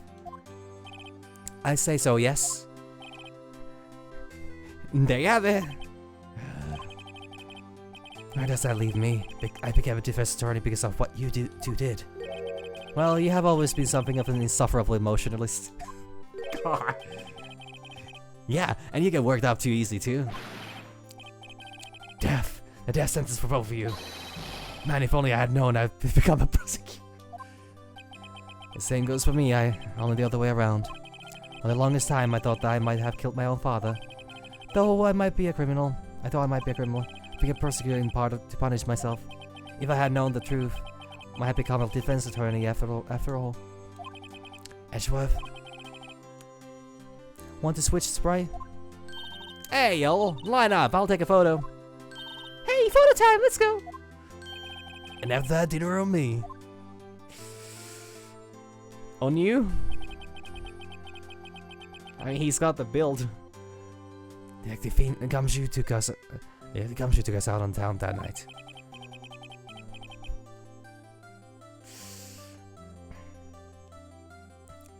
We celebrate Edgeworth's newfound freedom. I mean, honestly, considering Phoenix has been on both sides of the bench anyway, so you know. Or at least on multiple different seats. You know, I don't think he minds. Even though Edgeworth himself was still in detention. Detention. Okay. December 29, 5:02 a.m. Wright and Co. Law Offices. Wow, I went a little overboard yesterday. My head hurts. Huh?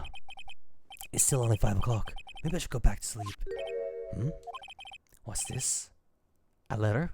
Ooh. Good morning, Nick. You were really impressive yesterday. Seeing you made me think about what I'm doing here. I'm a spirit medium, in training, of course. I wanted to help Mr. Edgeworth, too. I wanted to help you, but I couldn't. I was useless. So I decided to go back to my training. I'll become a full-fledged spirit medium, for starters.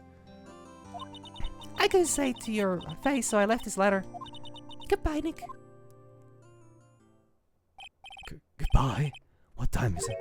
God, the first trains for the mountains have already left. To the station. Yeah, I failed to see Maya, you know, not being a consistent character in the series. I guess I'm too late. Hey! Nick! Maya. So, you're leaving? Yeah. It's hard being a spirit medium who can't talk to spirits. And I think you'll do fine without me, Nick. Be good, okay?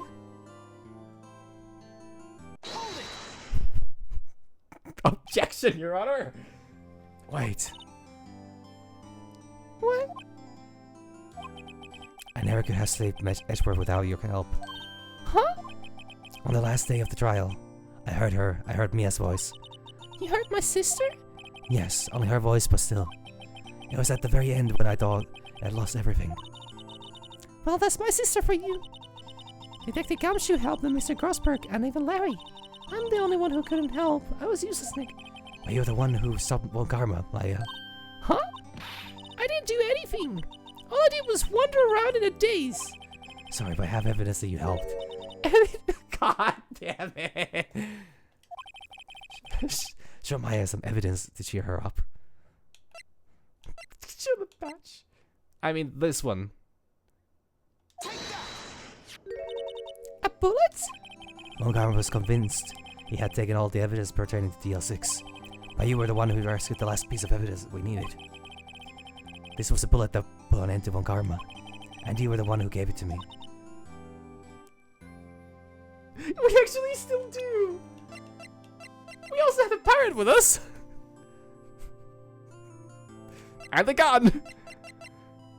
And all these copious pictures related to the different cases.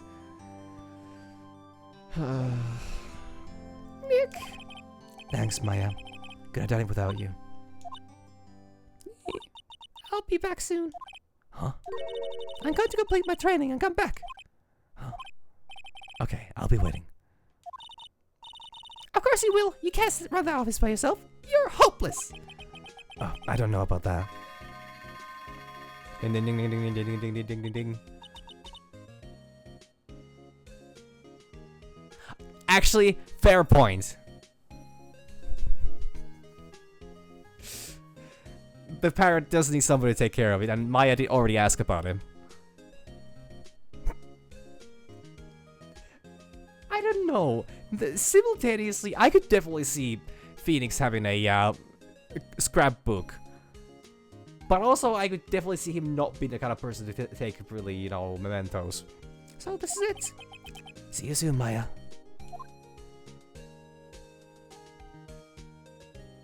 Off she goes. Thanks, Nick.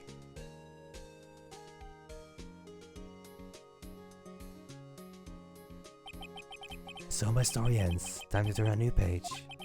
I say goodbye to the novice defense attorney that I once was. Now a new story begins. With the same old crazy cast of characters.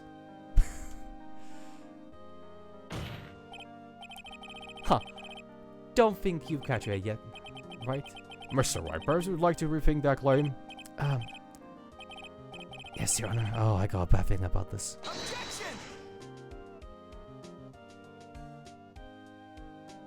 Concept script correction, Shutakumi.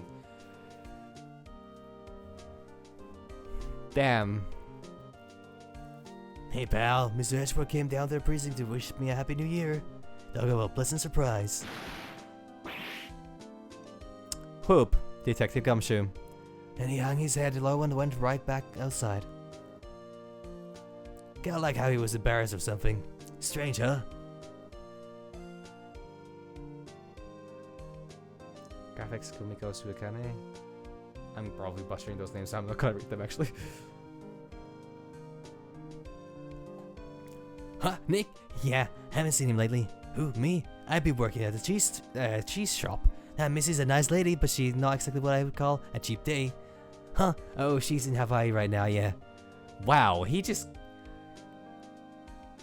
Every single lady friend that Larry finds just...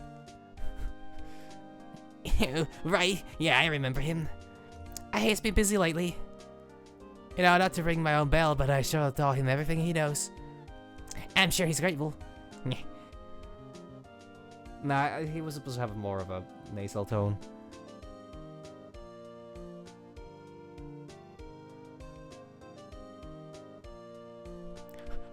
Phoenix Wright?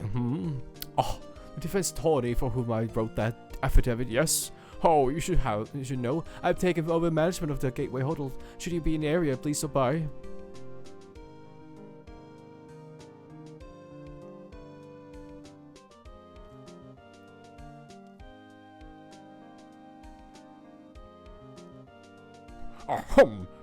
Oh, it's you. Phoenix Wright? Oh, yes, Mia's understudy, was he not? I wonder how he's doing. Haven't seen him of late. Oh, the days of my youth. Like the scent of fresh lemon, you see. Still don't know what that exactly means. Yeah, exactly. Larry gets around, just never finds any solid ground. Phoenix Wright? Is he an actor? Well, I'm not buying it. You can't be a star with a name like Phoenix. You know, the DVD artist walks it out that I would have DVD with already. Everything in the States is how I was supposed to. God, I wonder if anybody has, you know, been able to read those on time. Please to announce, Miss, the Pink Princess is here. I sure owe that Mr. Wright a great deal. I want to keep my face out of the public until the show's over. I wouldn't want to ruin any kids' dreams, you know? Well, just because they're not conveniently attractive, they cannot be, you know, heroes? Huh? Is that what you want? Is that the message you want to send?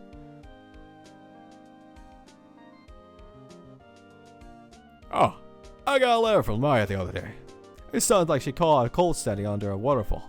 I wanted to visit him, but didn't have time, so I sent her some Pink Princess trading cards. She says she can't buy them where she is. What kind of place is she living at anyway?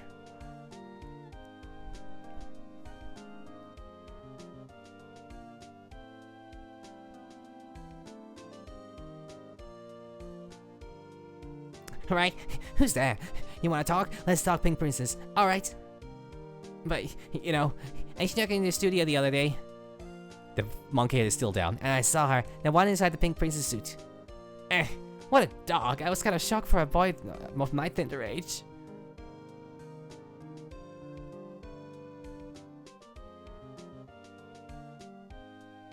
Fuck, I still... Oh my god. Yeah, I remember, right? With me, I've been training to become a paranormal photographer. You know, that picture I took of everyone? Well, just behind them, there's a ghost. For real. Now that's talent. I'm gonna be famous. And now show the photo with Mia in it.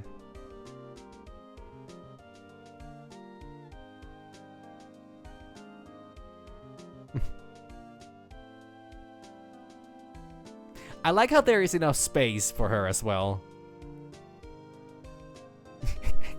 She says fucking confetti! God.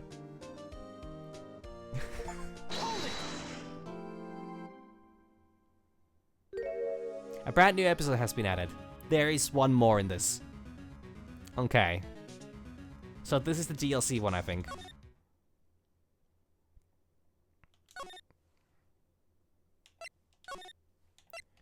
So I have a bit of a problem. I don't know how long the I don't know how long this last one is.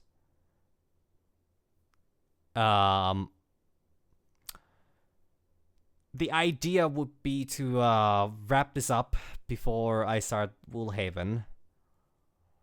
But tomorrow, yeah, I'm gonna start now. But the problem is, I might have my internet cut off yet tomorrow, either right before my stream or during my stream. Towards the end of my well, it might happen during the stream or towards the very end of the stream, and I would hate for that to happen all of a sudden. But yeah, so I right now have a good chance to start this, but like I just hope that I'm not gonna have like. Yeah, it should be fine. It should be fine. But I'm still worried because I hope I also would technically have a place to be tomorrow. Oh my god.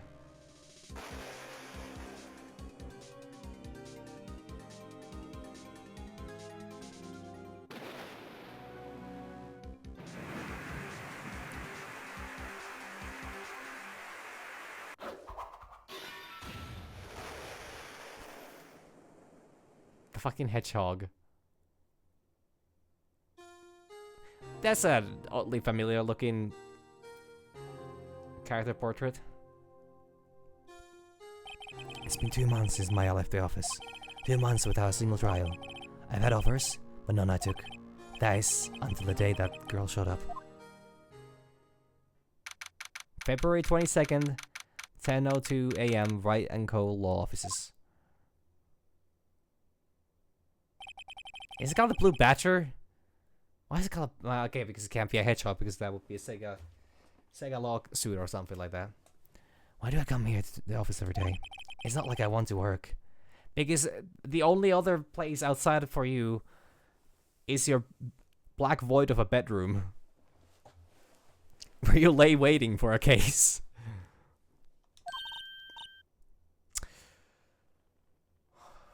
Fuck, I have no clue what kind of character this is gonna be at all. I mean, they said that a lady walks into the office. But does she have an accent?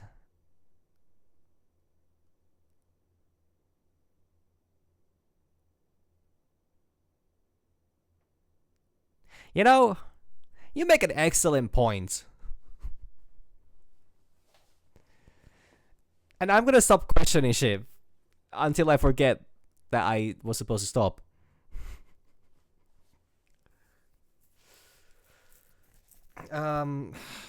Okay.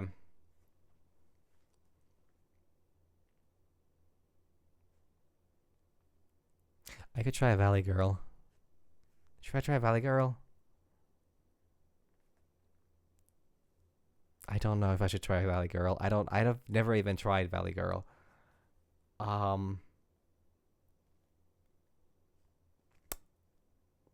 I can always play it off as a, yeah, well, it depends.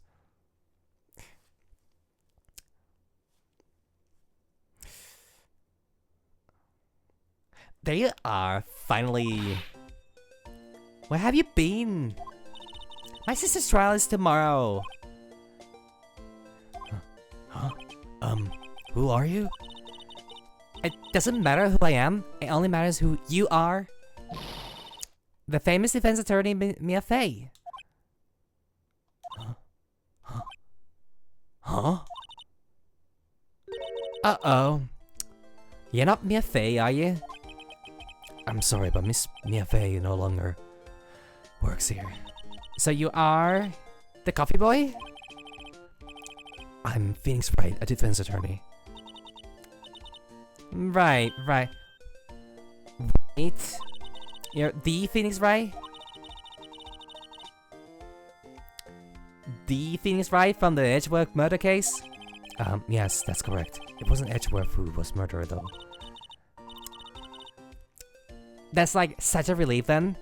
You're better than nobody. I'm sorry, I'm afraid I'm not taking cases right now. But you are Phoenix Wright, right? Oh, fuck off, game. Don't start this again. I had nice 3 episodes in between without a single right joke. The undefeated defense attorney? Look, I'm not accepting any new cases. I'm sorry, but you'll have to try elsewhere. Please, I'm out of time. But please, you have to help. It's my sister.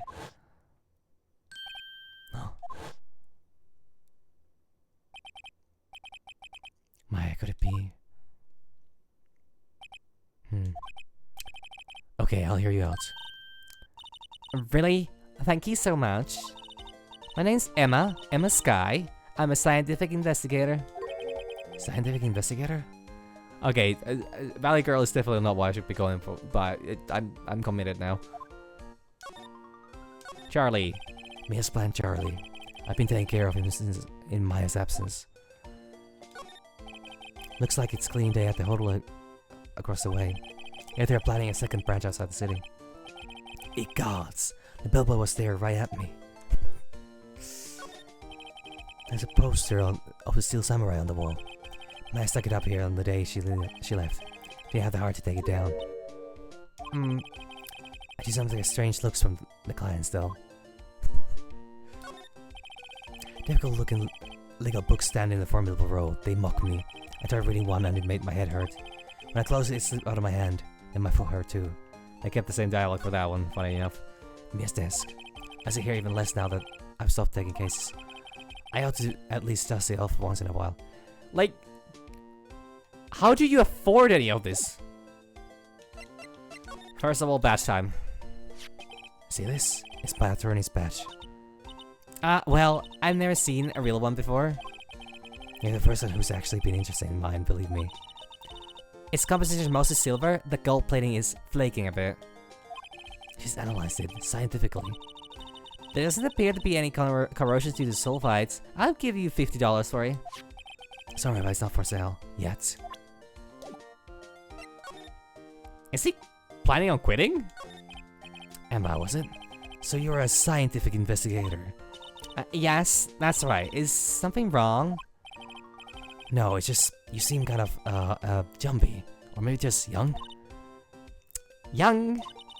I'll be 16 years old this year. Okay, no, Valley Girl actually does work in that case. Oh, I see. Wait, only 16? I'm set to be formally assigned to forensics in 3 more years. My work is becoming quite well known, at my age no less. So what exactly is your current position then? Well, legally speaking, I guess you would call me an 11th grader. But I'm ready to do my job, at my age no less. Great, and our future professional in training. You sound like that's a bad thing. So what's this about a case? You said the trial's tomorrow? My sister didn't do it. She wouldn't stab someone with a knife. She wouldn't. She would use something much more eloquent. Like a sword, or maybe a glass shard. So, it's a murder case. I don't care if there's a witness who saw her do it. She didn't do it. There really is only murder cases here, huh? And no, she didn't do it. It's a scientific fact. And there's a witness? Just talk to her, and you have to talk to her. You have to talk to her. Right, I suppose I will. I promised her I'd bring Mia Fey, but That's interesting. How'd she know Mia? So you want to be a scientific investigator when you grow up, then? Excuse me? I'm not child, I'll have you know. Still, it's good to have a goal, albeit a very unusual one. I believe investigations should be done scientifically. Don't you? Yeah, sure can't follow her for a lack of enthusiasm. If this case is handled scientifically, I'm sure my sister's name will be cleared. Your sister? I've been doing research, you know. And there will be a new scientific method of case investigation. I'll show you when I'm done. Holy shit. Is she gonna be the... Is she gonna be the first forensic investigator in this entire world? Are we gonna revolutionize our, like, the way crime scenes are, you know? I guess, you know, just investigating? I'm looking forward to it. Guess I should get down to the detention center and talk to her sister. My sister asked for Mia specifically. This Mia Fey person was a few years below her in school. So they went to the same school, huh? She always told me to go to Mia if I ever need a defense attorney. And, well, I need one. Incidentally, Mia is a woman. Now you mention it, I guess it is more of a woman's name than a man's. Well, it's nice of you to help your sister out like this. You must be close. Huh? Well, actually, when she gets like she is now, I kind of hate her. Huh? But she's my only family. Your only family? What about your parents? They died in a car accident when I was, like, little. Also a murderer, funnily enough. Oh, I'm sorry. Not so funnily enough, actually. I have nothing else to present to you. Off to the detention center we go! February 22nd, detention center visitors room.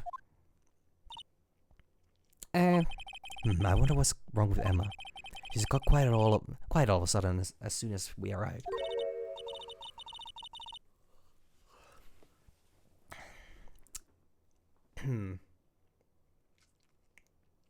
Guard, I thought I told you I didn't want visitors. Sorry, man. Just your sister. No excuses. Oh, did you not want to race this year, Understood, man. What was that all about?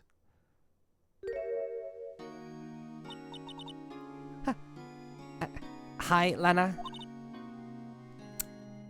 Funny. I seem to remember specifically telling you not to come here. Perhaps my memory is failing. Look, I didn't want to come here either, okay? But your trial's tomorrow and you still don't have a defense attorney. I'll be the one in the court tomorrow. This has nothing to do with you, Emma.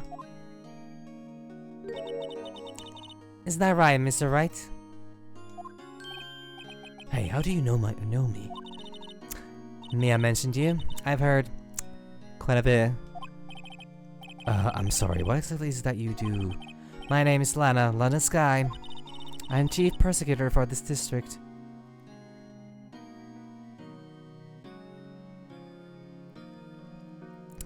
Don't fucking tell me. Don't tell me that she's gonna be... We went for defending one prosecutor to defending another prosecutor.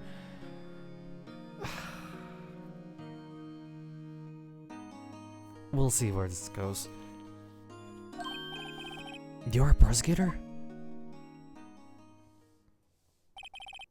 Two sisters, one a lawyer? Could this be a coincidence? Emma, Lana, I mean, they're just like... Is something wrong, Mr. Wright?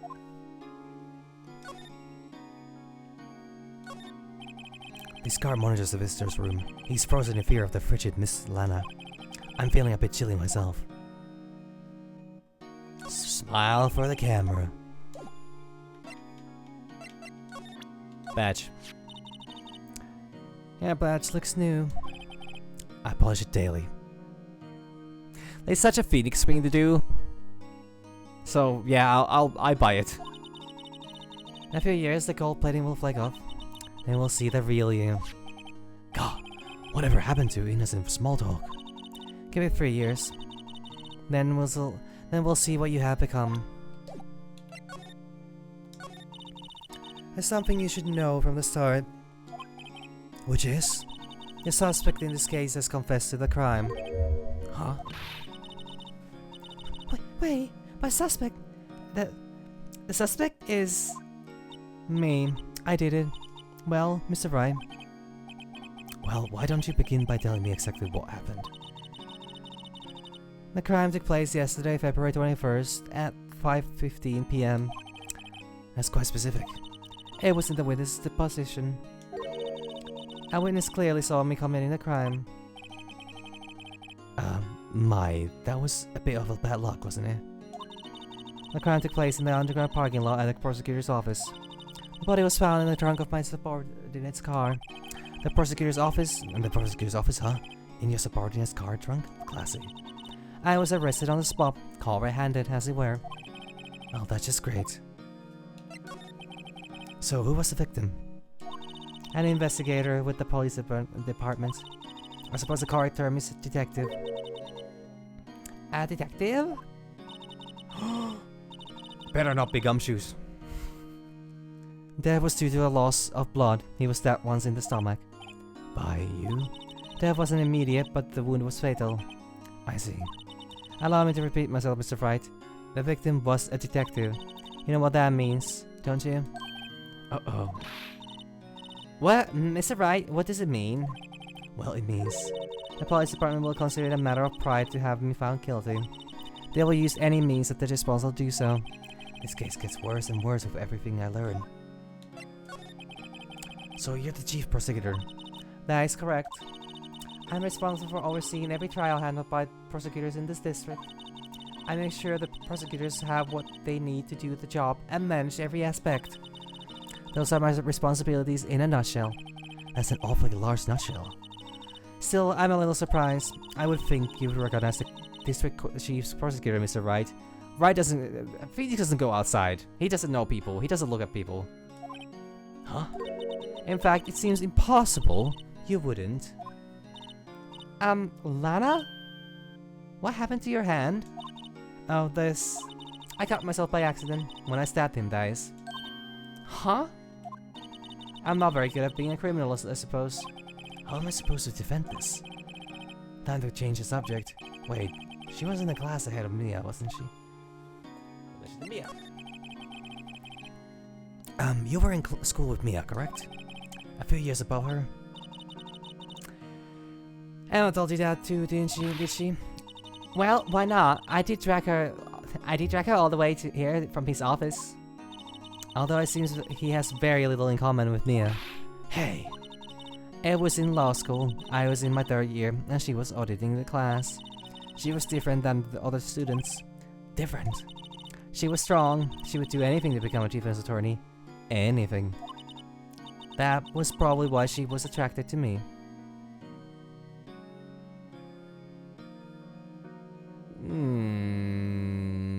Maybe? Sounded an awful lot like a courtroom Yuri, but I don't want to make leaps of judgment. Excuse me? Intellectually attracted, Lana was top of her class in school. I was the best there was. Oh. I'm doing pretty good in school too, by the way. It sounds a bit different when Emma says it. Well, Mr. Wright, Excuse me? as you can plainly see, I am admitting my guilt. I think it's safe to say there's no way you can take this case. None. But Lana...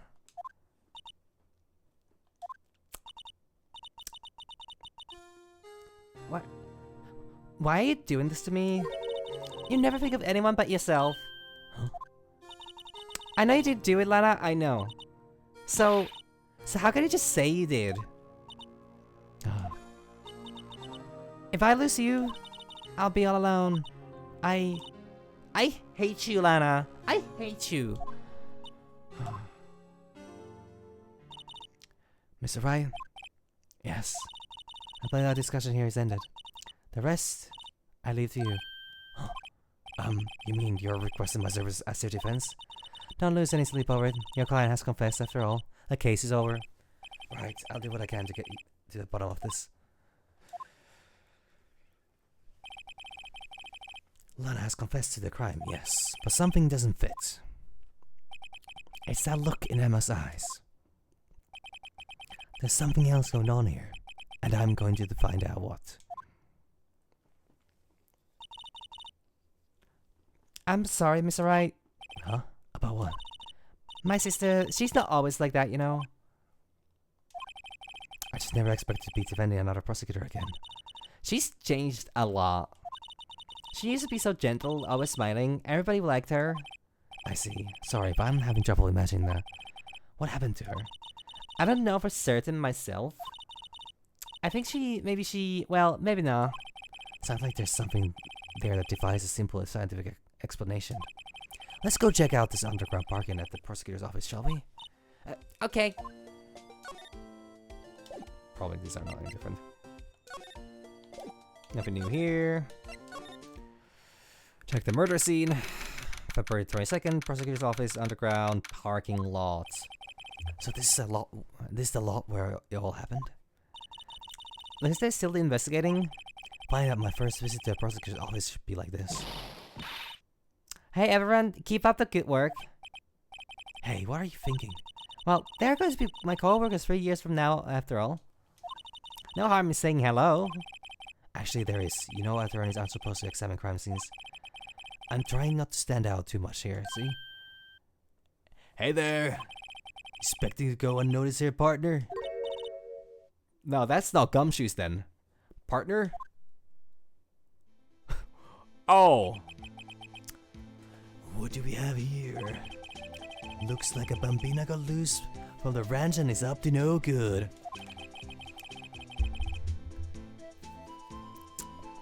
Folks gotta learn to keep the dokies tied down, partner. Mr. Marshall? Marshall looks more like a sheriff to me.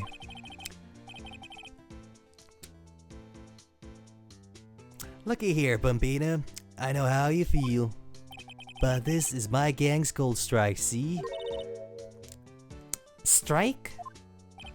It's our claim, our territory, with a mother load of evidence.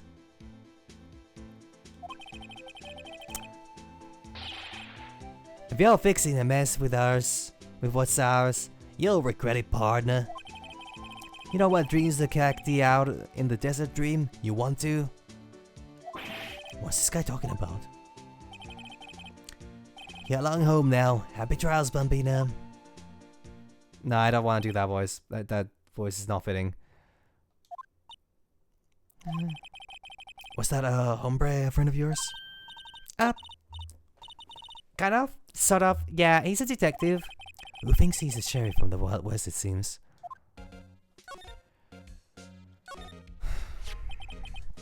What's this? A wallet? Excuse me, officer. Wait, what are you doing, Mr. Wright? What am I doing? I just found this wallet, so I'm handing it over to the police. I don't want to believe it. This is real basic. Anything in a crime scene is evidence. Let's be scientific about this, please. Just put it in your pocket. That's the proper course of conduct? How is it that scientific? Sounds like death to me. I mean, Maya would have said the exact same thing, just worded a little different. Wallet. A foldable wallet found at the crime scene. There seems to be something inside. Can we check what's inside there? Well, I hastily stuffed it inside pocket. I'm called to duty already, and at my tender age. Here, I'll teach you the trick to examine evidence in detail, okay? By the way, her eyes are sparkling. I can tell she's been waiting for this. Okay, okay. Now, look at the court record. Yeah? You have to be sure to examine evidence carefully on all sides. Now, let's start examining from every angle. Holy fuck, they actually... Oh look, I think there might be a clue here. You should check it out with the press of A. A.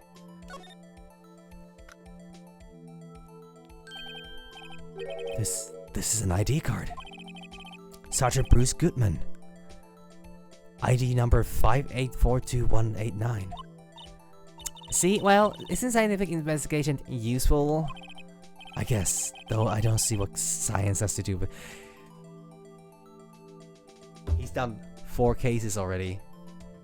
And it's the first time he figured to actually look at the fucking evidence. Actually, like... If you find a book, read it. If you find a letter, open it. If you get a gun, don't shoot with it, actually. Maybe he was onto something with that one.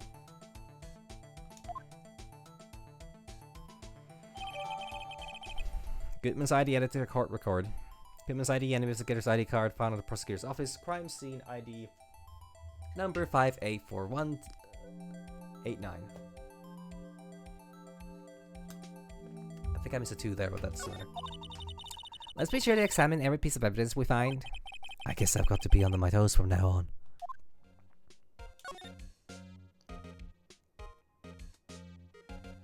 Nothing on the potential ATM there? And look, a door. This must mean something. I'm not sure that doors mean anything. No, it won't open a mysterious lock. I fail to see what's mysterious about it. Mr. Wright, you need to learn to, like, enjoy life more. Very. You can say that again, a million times again.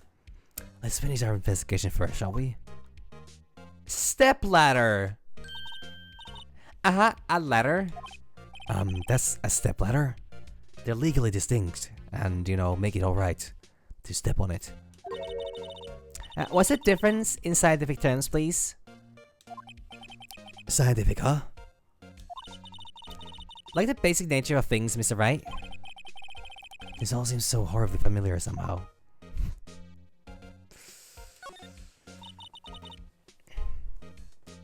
This wall is in our way. It's got a faucet for water. Wait, I know. This wall is merely a facade hiding the truth. There's no wall but a water tank. I fail to see how it makes any difference either way. I'm having a hard time following what the fuck is going on here. There's a lot going on here. Here, a phone. Let's see if it works. Hey, don't touch stuff we don't need to be touching. I can't hear anything. My ears. No, my ears. Maybe it's due to the barometric pressure. What is she babbling about? Hey, what did you just say? See, you can hear it just fine. The phone's broken.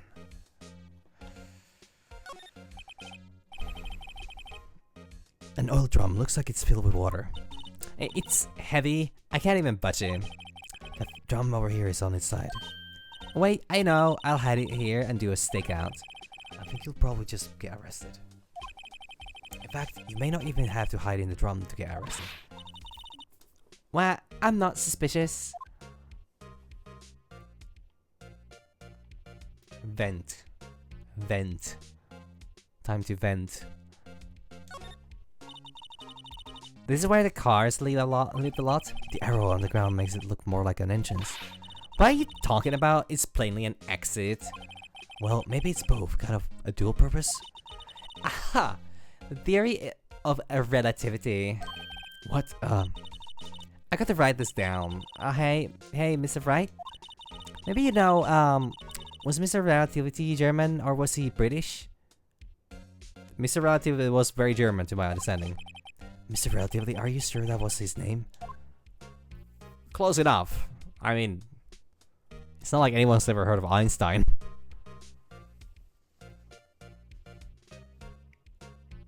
Well, that seems about it.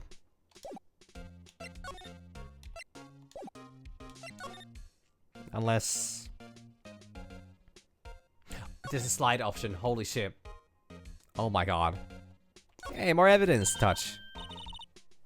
Well, no time to waste. Let's get hunting for clues. I wonder what this is. Well, partner, looks like you've got no intention of going home quietly. The sheriff. Like I said before, this here's our claim. We best mosey along. Unless you're fixing to bite the bullet. Are you threatening to murder me on the murder scene? With a potential gun? Oh yeah, I'm already seeing the differences. God, scary. Could you like just tell us one thing? Who owns that car? He drinks on the job. Well, the little filly's got good nose in her. Want to know who rides their red Mustang with a buddy in their saddle, eh? Please? No problem, partner. About time for whittles anyways. Get yourself to the saloon up on the 12th floor of the prospector's office.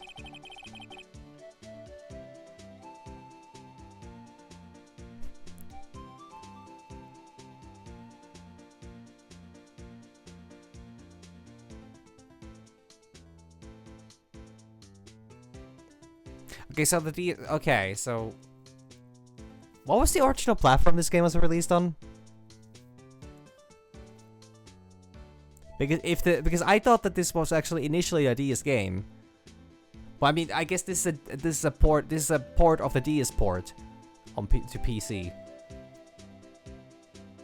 But yeah, I'm sensing that this is gonna be it's introducing a lot of new features. I guess that will probably be relevant in the next ones. Okay, Game Boy Advance, got it. That makes sense. Might just find you a cerveza you like. Prospector's office? Where does this guy think he is? And when, for that matter? Note self, look up Whittle's Saloon Cerveza. Maybe we should check out the room 1202, the High Prosecutor's office.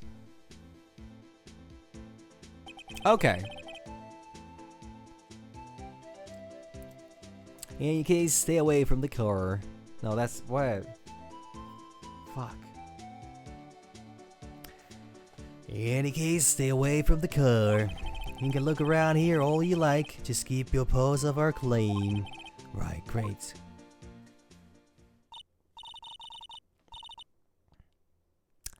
Great. And maybe there are some clues around here, Mr. Wright. Let's check it out. Yeah, I've heard that there's a lot of like Okay, so Monster Hunter 4 was okay, got it.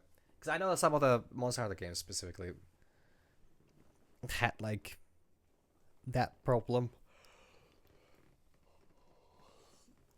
And I know many other Capcom games also, so that tracks. Excuse me. Right, you all set? Us?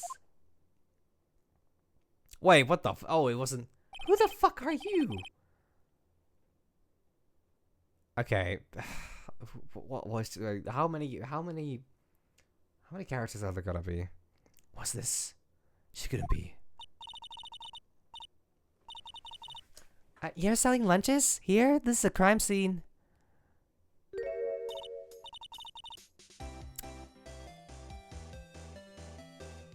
Hello, half and half, was it? Thanks. End user. Yes? Some crunchy goodness coming at you. Thanks. Interesting way of doing business. Is there stuff limits to anyone without clearance? Especially passersby, or are you officers? No, but you don't exactly look like the type to have clearance.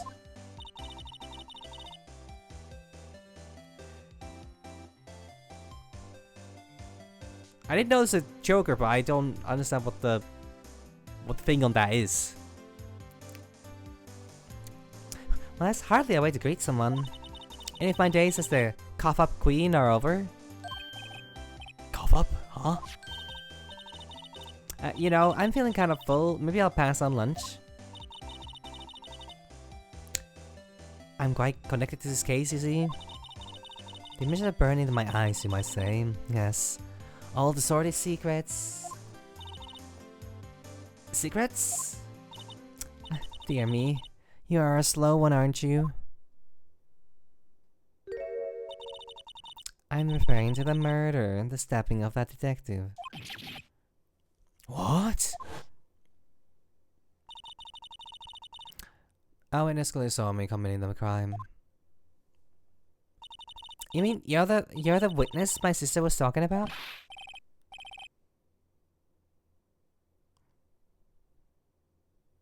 Octopus sausage? Bento boxes? Huh.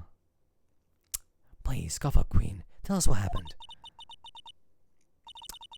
The name is Angel Star. Don't you go forgetting it. Or before you know it, I'll have you whimpering at my heels. Yes, ma'am. Yup, she means it. Nothing else to explore?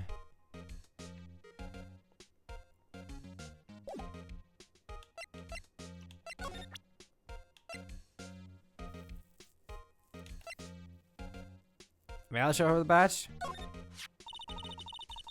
A defense attorney must be able to fight. How about you? Do you think you can win? How about tackling lunch lands? Pickle Supreme lunchbox? Wow, it's really crunchy. Oh, so she actually does have a lot of a, well, I guess it makes sense if she's...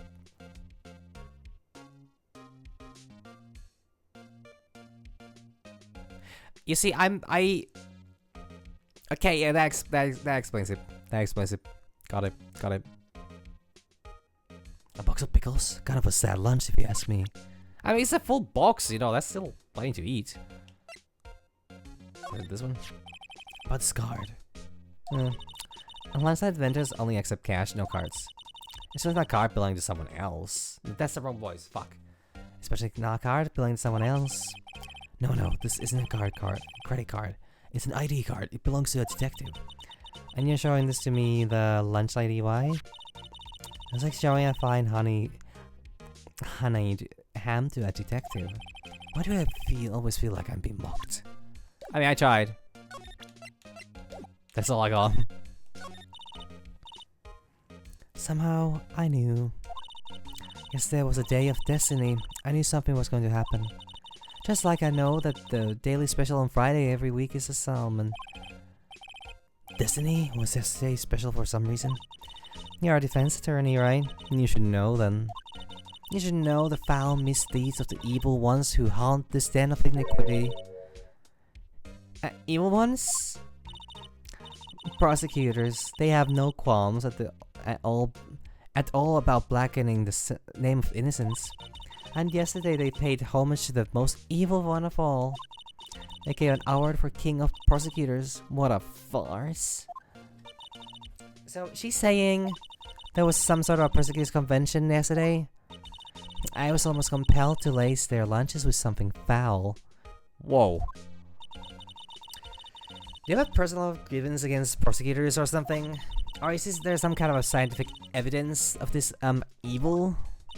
Young miss, mock me at your own risk. You'll soon find out why they call me the cough-up queen. Ew. The most heinous of all evil ones, the one they awarded yesterday. It was in his car that they found the body. Proof that he devours all of evilest lunches of all. Really? Really? What? I'm totally confused. One thing's clear, this lunch lady has a thing against prosecutors. So what exactly was it that you witnessed, Miss Star? It was a fascinating spectacle, to be sure. I now feel like I know what they say when they talk about a woman's wrath. To see Lana Sky wield that knife so... Her knife flashed in anger, bringing him to a sad end. It's truly a sight to see. You mean you saw the very moment of the crime? And the sound of the silvery ties of his world being cruelly cut still rings in my ears. And the rhythmic beat of Lana Sky's knife. Wait a second, you know Lana Sky? Of course, she's quite a feat, becoming chief prosecutor. How many lunchboxes of sin did she pack to make that journey, I wonder? She always travels light.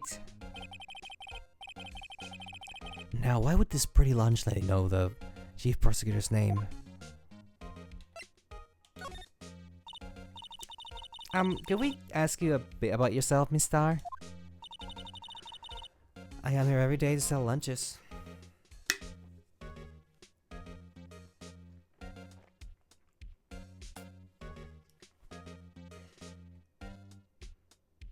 So I need to adjust my posture a bit. I'm not in a position to keep this voice going.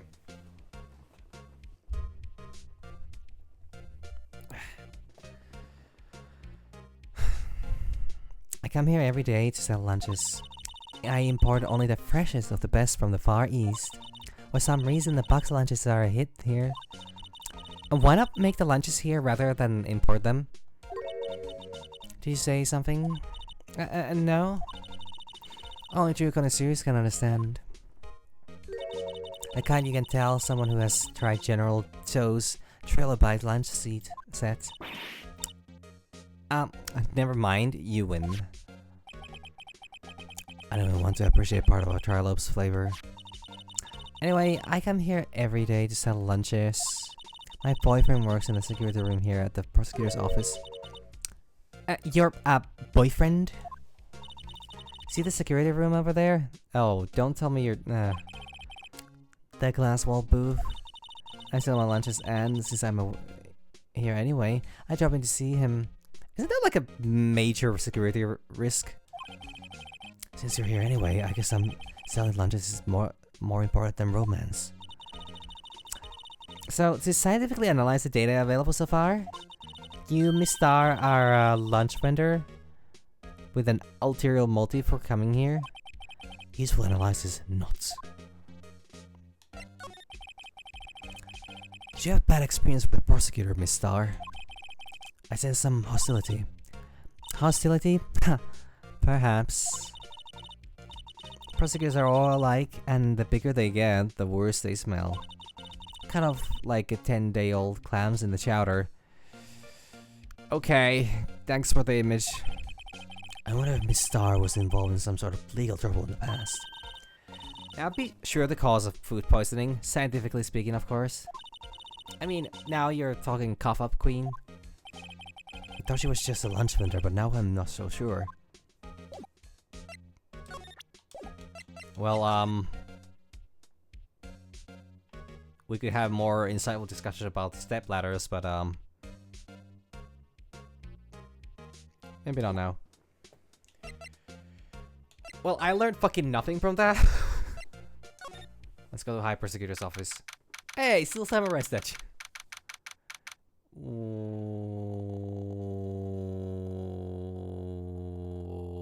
Wait a second.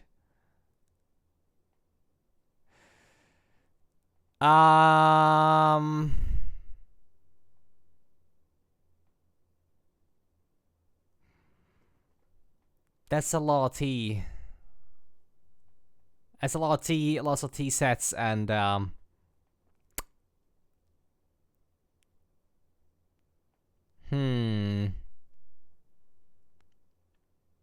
Anyways, February 22nd, High Prosecutor's Office, room 1202. And this is the kind of room that just screams, I can do the job. Quite a change from your office, really. Thanks. Look, there's a trophy or something here. A trophy? What, that shield? It takes real nerve to display stuff like this. Whoever's office this is, they must be a real stuck-up jerk.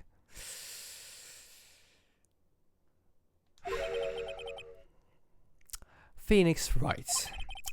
You're never tired of prying into other people's business, do you? That voice. It's Larry Butts.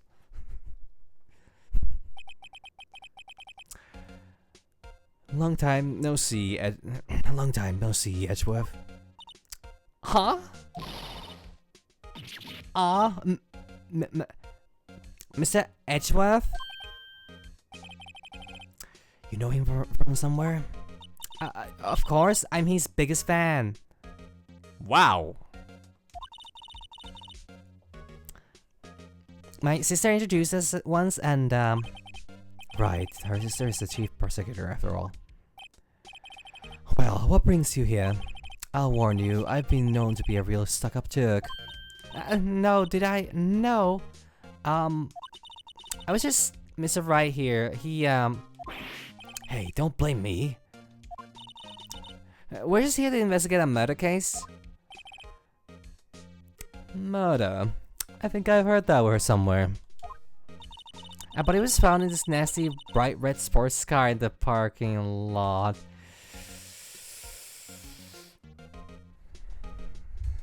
It's Edgeworth. They said it's the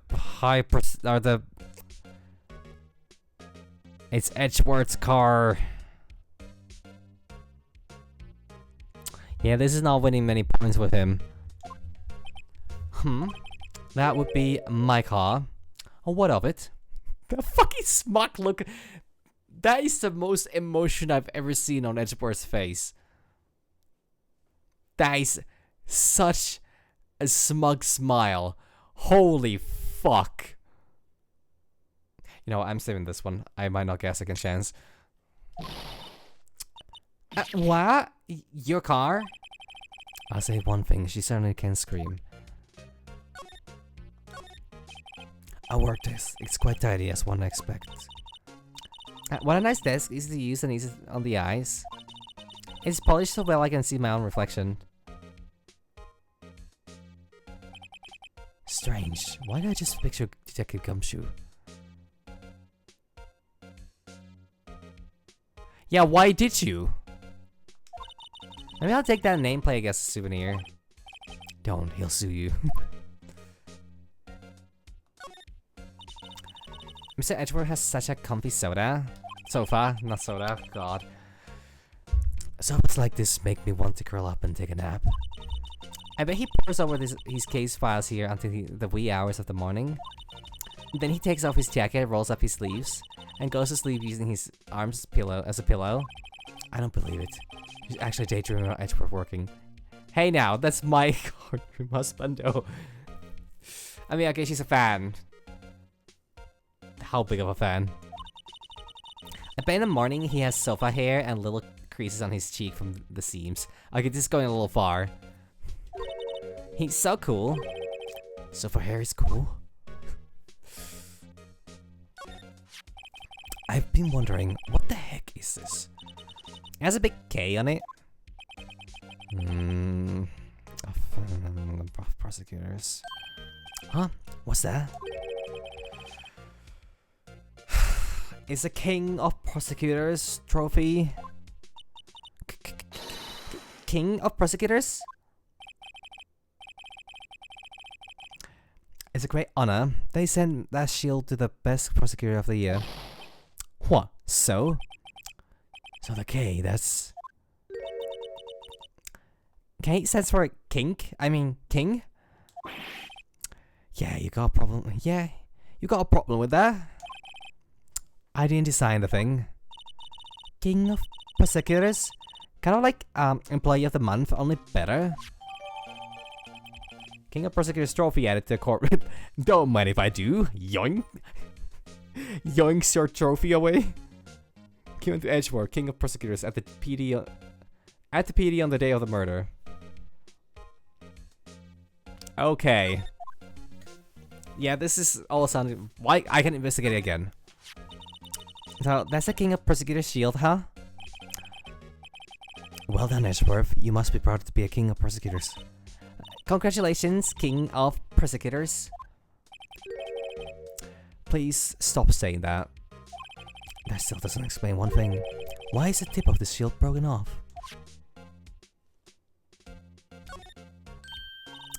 Wow, this jacket is even luckier than the usual ones. This must be his lucky trial jacket. Lucky jacket, right. I've never seen him wear it. I'm sure there's a story behind why it's in a frame. Maybe I'll be naughty and I'll take a picture. She's getting way too excited about this. Yeah, just ask the man's in the room with us. Ask him. Okay, never mind. Of course not. These people kind of behave like people. My, what an amazing bequest. Just right for Mr. Edgeworth. No kidding. Hey, there's a card on it. Back from the dead, Wendy. Wendy. I've heard that name somewhere before. And beside it, a giant steel samurai.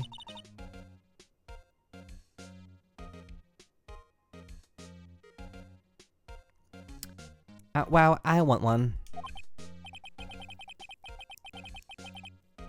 Yeah, like... It's like on, like... It's a little extreme, but... Like, I can get it. I can get it. She's not... I've seen more Overboard fans, but this is still... A bit. It's a bit. Something written on the bottom of this room. Between a rock and a hard place, Wendy. Oh, Wendy, is she Mr. Edgeworth's fiance? Hey. No assumptions like that. I'm in the room. Phoenix is right there. Oh. I don't think so. Well, that explains it. No wonder I remember hearing Wendy as well. Wow, what a view. It must be nice to have an office on the 12th floor. I guess you would feel important. Incidentally, were you to jump out of this window? The time until impact with the ground would be... I got it. Approximately 3.23 seconds. Very cool. Very normal information to dig up on. That's handy to know. Ooh, cute. What a pretty tea set. I got more for the instant tea bags myself. Of course you do, Phoenix. That is so you. Amazing. The drawer below is filled with packets of tea leaves. They're all sorted by place of their origin and flavor. Like this royal blend. What an exquisitely blended concoction. There's such a thing as taking a hobby too far. Yep. Well. Hey, at chessboard. I'm not too up on my chess, but it looks like blue's in a bit of a tight spot. The red knights had surrounded the blue pawn. Huh? Those swords are mounted knights. These swords have really sharp edges. Like Edgeworth. And check out that poor pawn. His head is kind of a spiky. Kind of reminds me of you. Edgeworth has a custom chessboard of Phoenix and himself. God. Now, who's a secret fan of who, huh? Mr. Edgeworth must be an avid chess player. What's wrong, Mr. Wright? Edges surrounding a pawn with spiky hair. This writes itself. This literally writes itself, huh? No, it's nothing.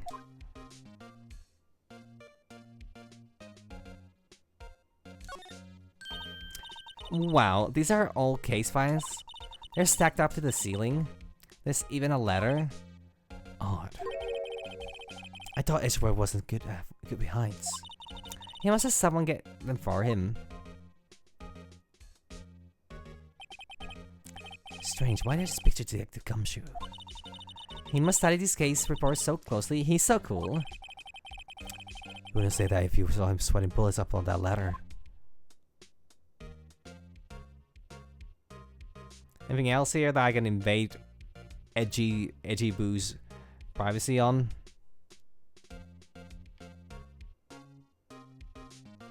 No. Hey, I wonder if I missed anything downstairs, actually. I might have missed something downstairs. So the body was found in your car? Go ahead, save right. You think I did it, don't you? After you went through all the trouble to help me last year, no less. No, we don't think you did it. I mean, it was my sister who stabbed him. Oh, wait, she didn't do that. I mean... Wait. So you're the chief prosecutor's little sister, then?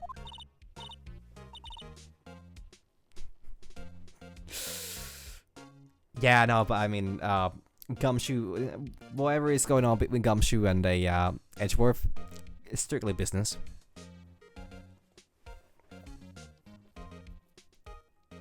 He's simply taking full advantage of the size. Yes, sir. Emma Sky. It's nice to meet you again. Now that didn't sound forced at all. Now I remember, you've really grown. I'll admit, it was a surprise for me too.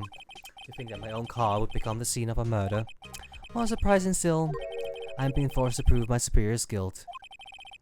I can understand. Wait, what did you say?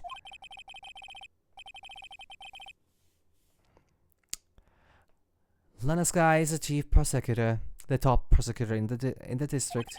She can't prosecute herself, so I'll be the prosecutor at the trial. Honestly, I half expected her to prosecute herself. So, yeah, you know, he just, you know, sits in that... Edgeworth just sits in that chair, or he takes a seat in the corner of the room and just watches that dick work.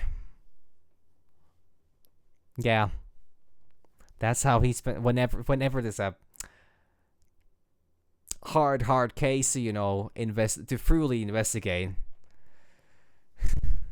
He calls up his best friend Gumshoes.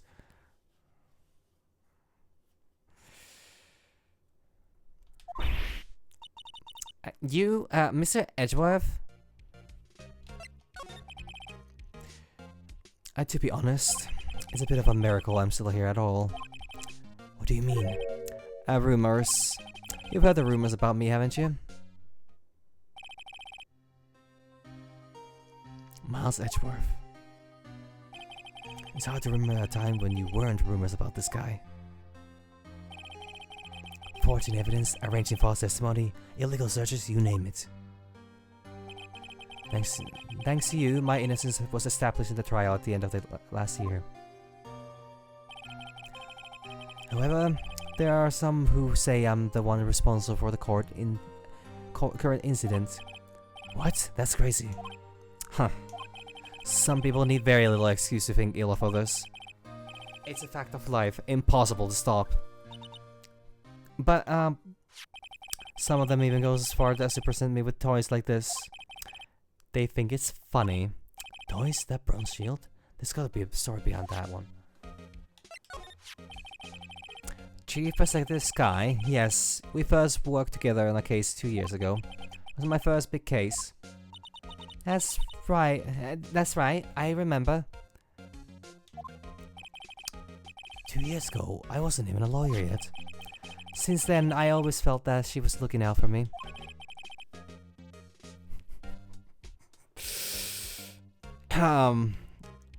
We're still talking about them doing work, right? Like, they're very hard at work in this office. Anyways, don't get distracted now. Because I was mistaken. Mistaken? Why? I mean, I know she's not the warmest person, but I'm sure she felt some responsibility for you. Then, why? Why did she stab someone in the trunk of my car? Not only that, she stabbed him with my knife.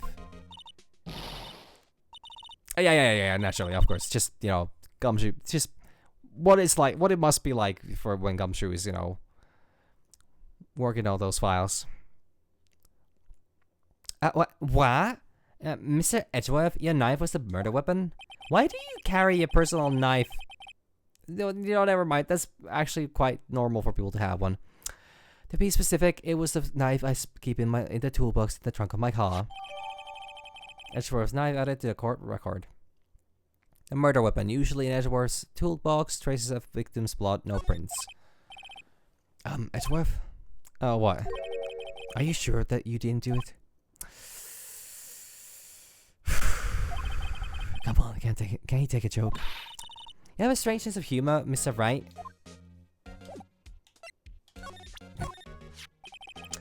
I once dreamed of being a defense attorney a long time ago. What? You wanted to be a defense attorney, Mr. Edgeworth? Yeah, my path laid out clearly before me. I have no time to reflect on that. What that might have been.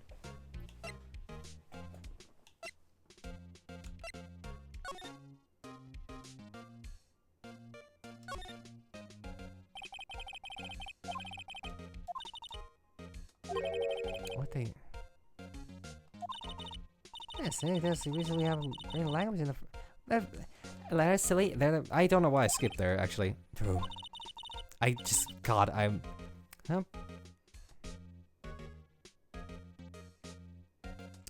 Sergeant Bruce Goodman, ID Yabba Dab. See, wouldn't that be better? Yabba Dab, well, it does have a certain ring to it. Exactly my point. Teehee. Doesn't take much to amuse her. Zoom in. Oh shit. Oh my god. Whoa!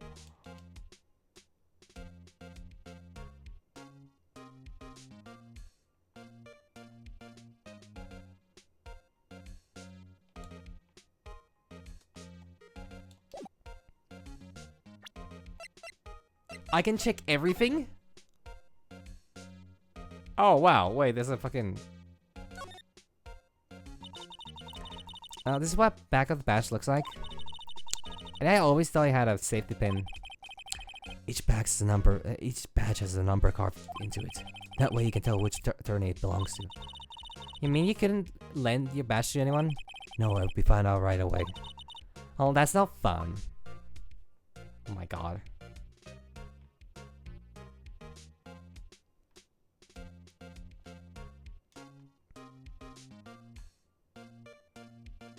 A26XX1.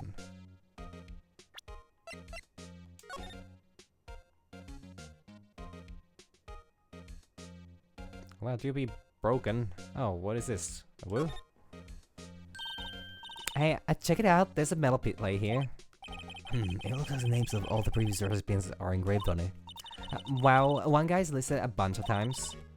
One Karma, I guess he must be a foreigner. Oh yeah, that's probably it. Whoever he's from, he must have... Well, wherever he's from, he must have been an amazing prosecutor. I would like to meet this Mr. One Karma sometimes. When she says it, his name does have a kind of a ring to it. Yeah, I think he might be dead at this point, actually.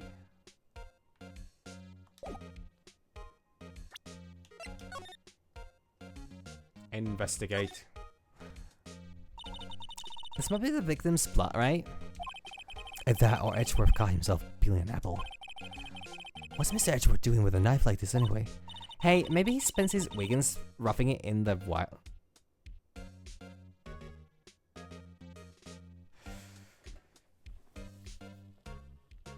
Sorry, that sentence just... I'm sorry. Quote unquote, roughing it in the wild. Yeah, sure, that's a way to word it. Edgeworth? In the wild? I think my fruit peeling theory is more likely.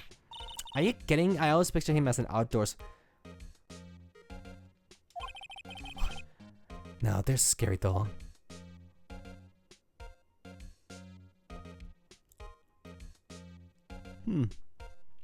Okay.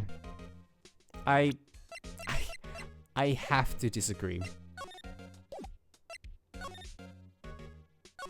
Let me just go back here. I need to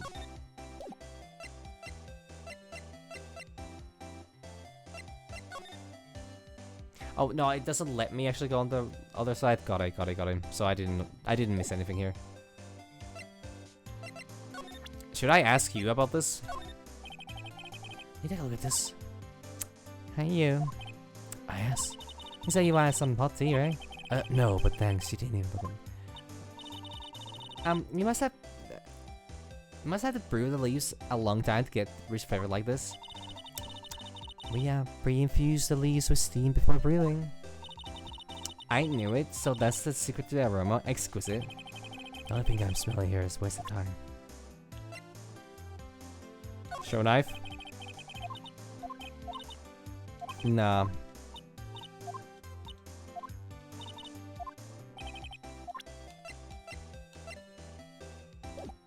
Well, time to move to the Genesis Center, I think.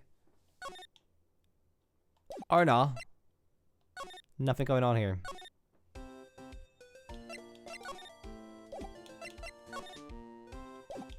Did I miss something somewhere? Wait a minute. Can I see this? Well, that's defense attorneys have tendency to want to show. What's this? A behavioral study of lawyers? Here, see this? I've noticed that defense attorneys have a tendency to want to show people things, stuff that I don't. You know, I'm actually starting to reach a point where I'm apparently quite exhausted from today. Weirdly enough, considering just how long I fucking slept. But I'm guessing this is gonna come to an end soon. I'm just not sure exactly what I'm supposed to be doing here. What did I miss? Oh, I should present him the knife. It's against my policy to discuss evidence with the defense, especially with you. He doesn't like you very much, does he, Mr. Wright? No, Edgeworth, it's never personal. It's all about winning tomorrow. Do you not want to explain to me? Okay, he might actually. So, basically, this says you were the best of the best last year, huh? You can take that foolish grin elsewhere, right? I lost a day of work to receive that travesty. Huh? Why is that? I had to go to the police department to receive that broken shield. The police department? Yes, right next to the police station downtown. You've been there, haven't you? Where Detective Gumshoe works? Yeah. I was wondering something about your shield. Why is it broken? What does it matter? I've got more important things to worry about. Oh, right. He doesn't seem to be concerned about his award, for better or worse.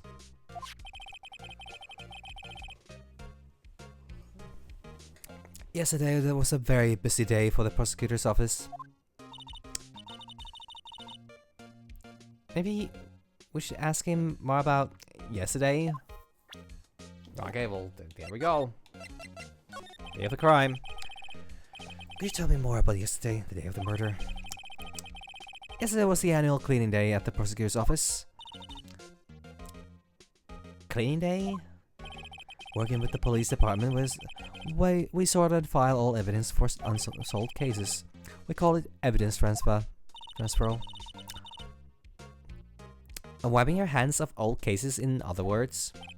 Oh, and another thing. A ceremony was held at the police department.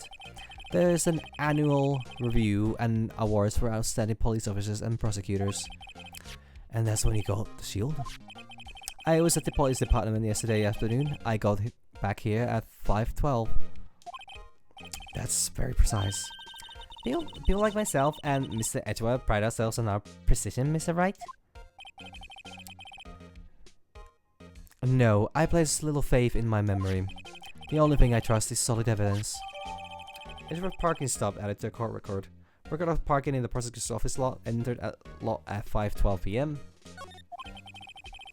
This is the parking stop from the underground lots. The murder took place around 5:15. So the matter happened right after you got back? What, right? I'd appreciate if you would direct your that suspicious glare somewhere else. What's this guy?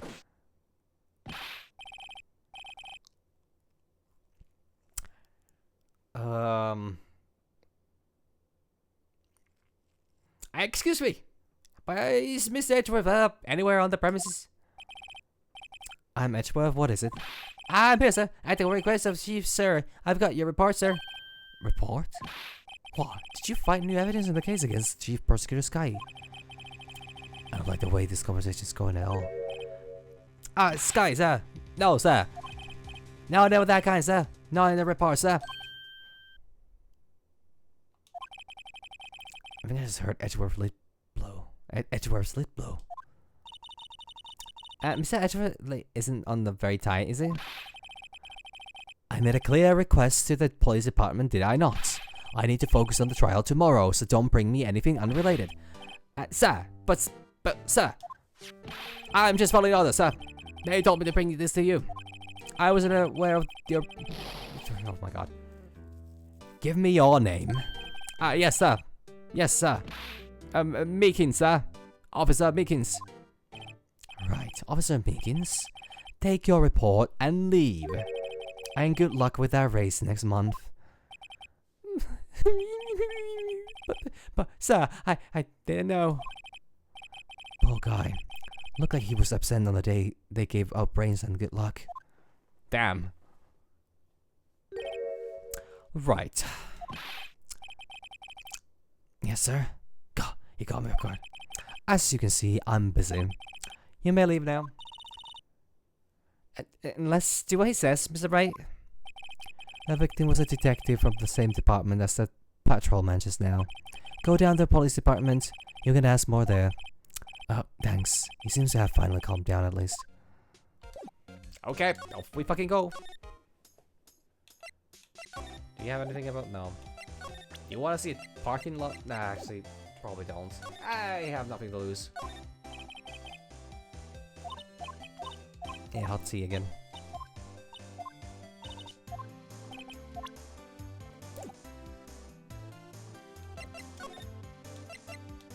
Police Department entrance. February 22nd, Police Department entrance. Oh. We're finally here. Why would they put the police department so far away from the prosecutor's office? Beats me. That took almost 30 minutes by taxi. Driving wasn't even that bad. Wow, that is a long distance. The police department, huh? I've only ever been to criminal affairs next door, huh? Hold on, what's this? Notice this fluffy friend? Oh my god. Disturbing. What does it undulate like that? Why does it undulate like that? Oh wait, I know. This is the blue badger. They're trying to make him the police mascot.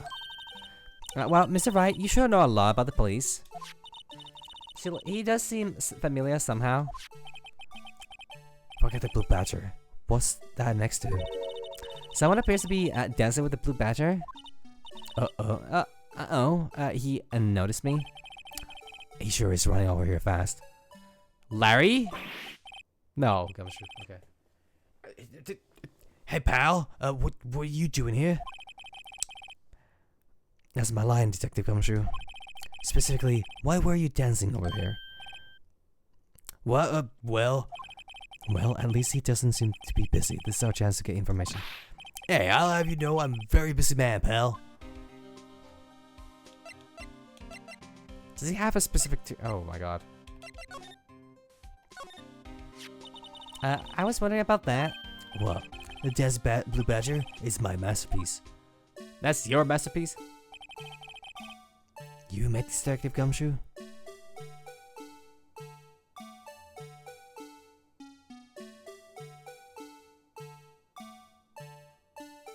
He has like a very normal, like carnival slash fair kind of vibe to it. But it repeats very fast. The chief threw together some designs and I just did my thing, pal. Nice work. It's battery powered so it can go anywhere. There's no switch so it just dance until the berries die. Oh Jesus fucking Christ. No, you always have an off switch.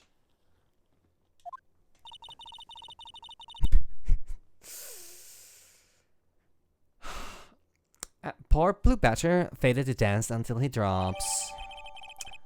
Blue Badger panel, the court record. Blue Badger panel, a work of art designed by the chief of detectives and created by Detective Gumshoes. Wow. The usual wanted posters are hanging up on the bulletin board there. Do you know this face? If you do, dial 911. You know, Mr. Wright, I've always thought it was kind of funny. We've never seen anyone who looked like the people in these posters. They hardly even look human. He has a point. Look, that patrolman is selling the other guy. He must be a detective. And then I said, And then I said, hey, you do that, your syrup will get cold, buddy. I should learn you, sir. I laugh so hard I cry. I guess he wasn't saluting, he was wiping tears from his eyes. they make a good pair. Are we shipping them now as right off the bat? Mr. Wright, do you know why patrol cars are painted black and white? No idea. Why? Well, I think they're designed after a panda. A panda? Now that I have scientific proof, I just that theory. Do you mind me asking how you came up with that theory? It was when I was on the school trip. I saw a patrol car and it came to me. We just had been at the zoo, see? What about zebras? Or did they not have those at your zoo? No answer. I expect a sort of no. A campaign of some sort. The banner here is announcing the crime-fighting campaign. Nice slogan. I wonder if they'll be selling fingerprinting sets. Don't think it's that kind of campaign. What family would want to stay at home? Oh yeah, because we should definitely all take fingerprints of ourselves and give those to the government. Willingly, all the time, actively. Oh, Jesus fucking Christ. It's good for finding out who snuck into the cookie jar. I think most families can figure that out without the extra help.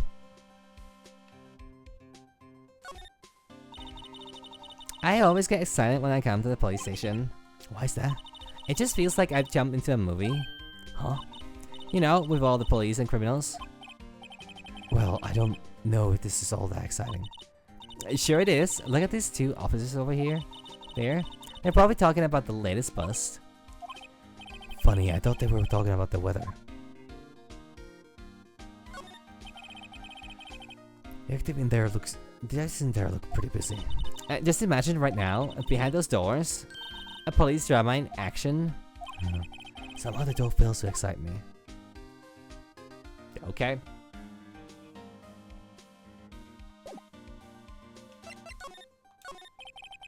I'll give you one word of advice, pal. You better not agree to defend the suspect in this case. Why not? Huh?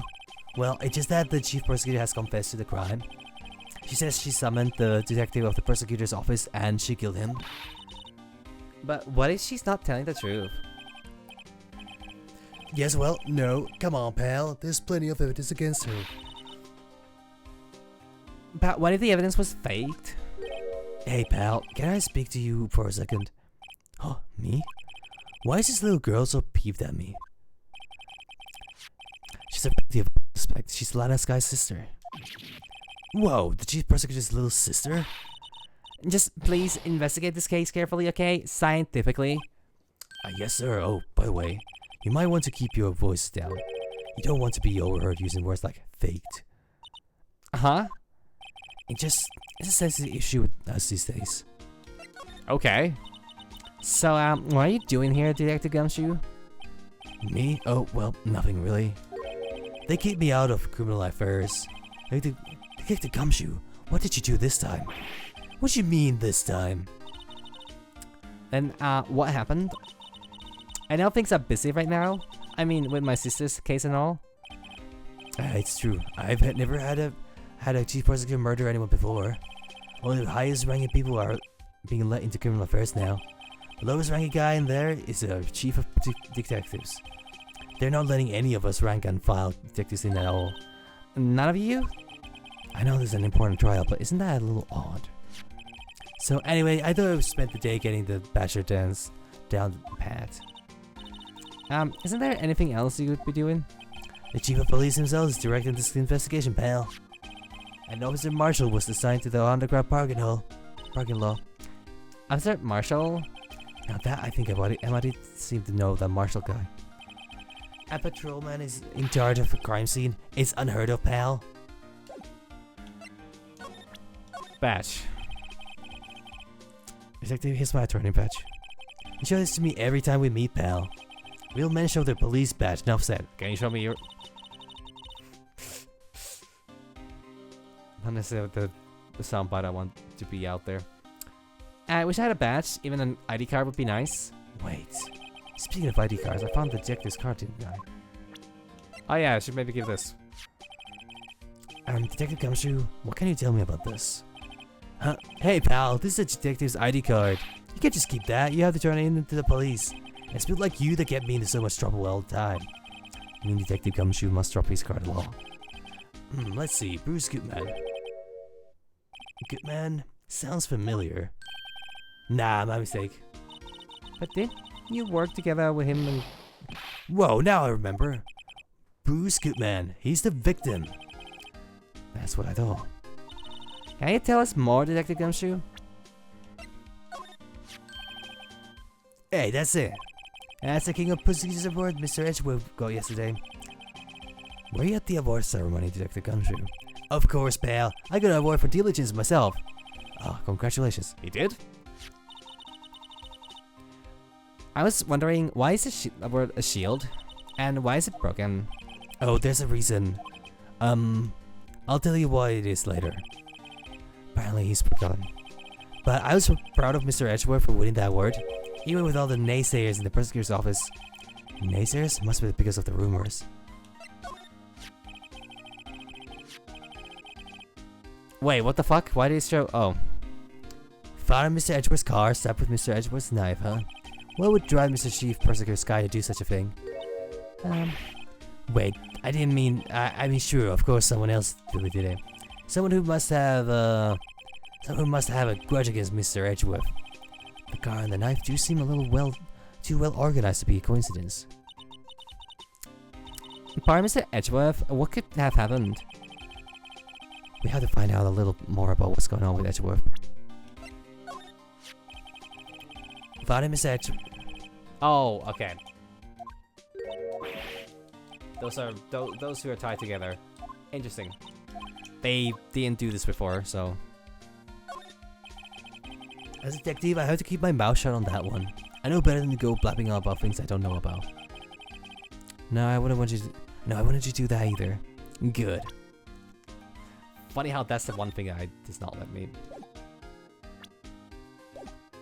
Okay, anyways, I think that's, Oh, that's all? Oh, wait, I have more questions here. So this ID card belongs to the victim. He was a detective like myself, Detective Bruce Goodman. Don't you think this is strange? I mean, why would the victim's ID card be lying on the ground where we found it? Well, Detective Goodman should have been at the police department yesterday. There's an evidence transfer with a case he handled 2 years ago. Evidence transfer? Mr. Edgeworth mentioned that too. But, Detective Gumshoe was killed at the... A good man was killed at the prosecutor's office. Well, that's the thing. It's hard to say this, but, what is that Chief Prosecutor Sky called him out there to the parking lot? And Lana's confessing as much. He's a tough spot again.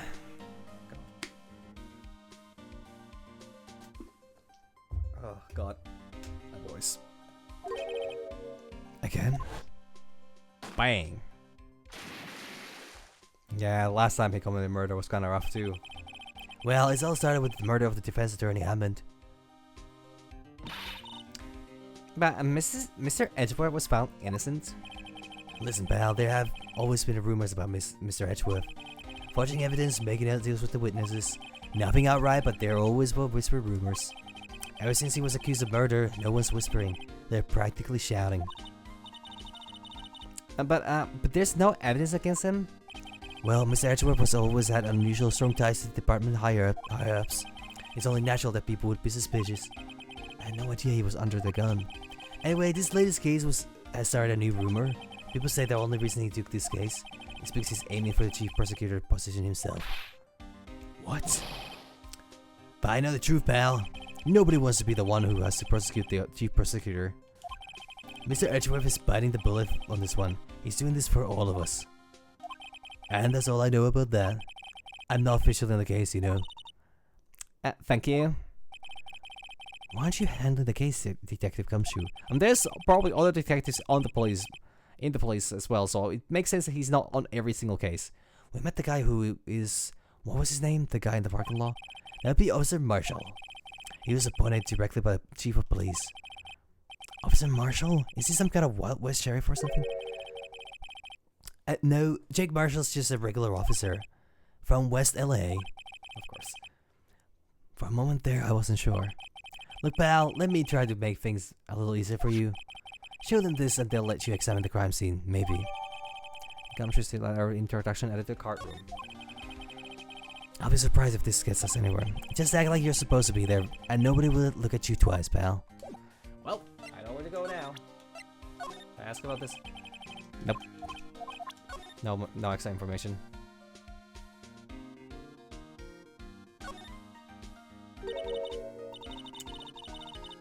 Look there. It looks like something's been crossed out. Maybe it's a letter or something that Detective Gumshoe. Let's see. Annual bonus $20. I think a couple zeros are missing. No, that sounds about right. At least in that detective's case. Maybe I should rethink my career as an investigator. No, just be good at your job. That will be enough. Trust me.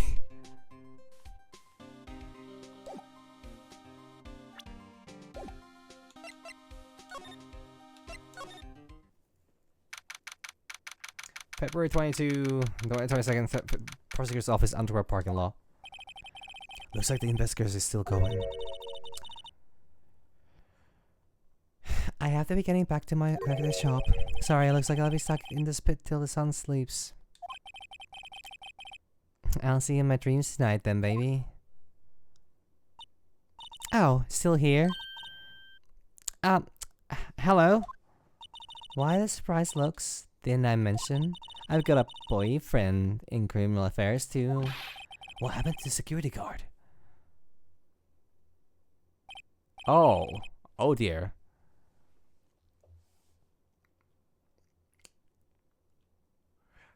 Hey, what's wrong, Bambina? You're looking like a doggy that's lost his herd. Jake Marshall. Strange guy to put in charge of a crime scene. Something new with the door? In a closer look, you'll have to deal with me first, partner. Oh. At duel at sunset, the winner leaves the loser in the dust and takes all. The blood law of the gunman. Sure, I'll take you on. Note to self, jurisdiction squabbles are settled by dueling. I think one body per murder case is enough, thanks. I don't think Phoenix has ever fired a gun before, but I would love to see him try. Never mind, I can't. Oh, actually, yeah, I need to present this one, right?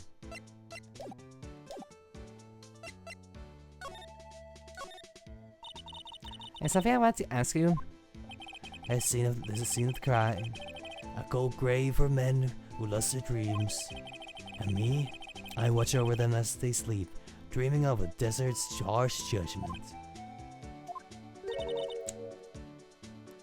He's asleep. Well, should we show this hopeless case something to catch his interest? And something I've wanted to ask you. Oh, fuck. Never mind. I need to... He doesn't wake up before I give a nice little gift. I mean, a gift. Which is this. Would you bring this for me? What's this? I warn you, Fanlers to me go right into the spittoon. It's a letter of introduction from Detective Gumshoe. Maybe it's, I keep forgetting what kind of voice I gave him. Gumshoe, oh thou, that old call dog. He holding a birthday party or something? Huh? Look, where it should say letter of introduction, it says invitation. Oh, I think he's just miswrote it. Wait, why am I getting all defensive here? No worries, this proves it's from Detective Gumshoe. Better than blood test. Guess I'd better let you in then. Thank you, Officer Marshall. Oh, that's right, he's a patrolman, not a detective. Which reminds me. Hey, wait a second. Isn't that crime scene supposed to be handled by a detective or higher? Well, folks, like clues are calling. Welcome to our gold strike. Be like the settlers, strike out for lands unknown. Manifest destiny, let's have a hootenanny. And note to self, police investigations are like settling land. Well, Mr. Wright, what do you say? I say I won't be needing this anymore. No! Letter of introduction crumpled and discarded. What's your opinion on the... Alright, compadre, count to 3. Huh? You gotta do that if you're going to draw evidence on someone. As would you in Texas. Remind me to never visit Texas. Smart choice, honestly. Oh. I don't think he's... A toy shield suits the boy well. What exactly would you shield with that? A toy 9, maybe? Officer Marshall, don't you have anything good to say about Mr. Edgeworth? You don't like him, but right? We get the point. You know, when I was a detective, I got one of these. Let me guess. These have a K for King of Detectives on it? Hey, they could use the same shield over and over. Note to self, prosecutor's office and criminal affairs are surprisingly cheap. You know it. They've got them cheaper with every passing year, I tell ya. Miss ID. What is that? Some sort of police passport? It's Detective Gutman's ID card. Strangely enough, we found it in a good distance away from the crime scene. Get this, isn't this rat hole? If you want distance, get yourself to Texas. Texas? There's a tiny little crime scene in a tiny little town with tiny little evidence. What difference does a few yards make, compadre? No, not to self. If you encounter suspicious evidence, think of Texas. There's no better way to study than to hang out with the pros.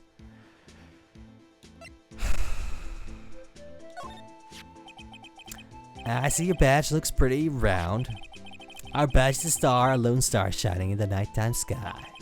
Beam of light illuminated evildoers who come in the dark of night. Not to self, evildoers are weak against starlight. Yeah, that checks. Hey, that's the sheriff's badge. I don't even know what the fuck's going on. So Marshall, could you tell us more about the victim? Good men always die young, remember that, partner? Could you maybe be a little more specific? Brisket man? He was a detective, right? Well, aren't you a feisty doggy out there? There now. Detective Goodman was stabbed here at 5:15. Smiling Madonna told me the tale. I think he means a witness, Miss Angel Star. One stab to the chest, a fine piece of work. This here's the autopsy report. Goodman's autopsy report added to court record. Death due to the loss of blood. One knife wound. Died within an hour and a half of 4 p.m. Was my sister involved in the victim in any way? Funny you should mention that, Bambino. Chief Prospector Sky and Detective Goodman had nothing in common at all. Nothing in common? They apparently worked together on a case a few years back, so there is no motive. Goodman wasn't a particularly gifted detective. That's one reason why he didn't do much work with the Chief Prospector. But my sister called the victim here on the day of the murder, right? Here to this parking lot? So it seems, calling like calling an unarmed man to a shootout at high noon. I don't mean to be any offense, but Officer Marshall, you're a patrolman, right? Not a detective. You calling me out? They shoot you for that in Texas. I bet they do, actually. Huh? I was one of the fancy shoot detectives till 2 years ago, to tell you the truth. Oh, really? Now he tells me.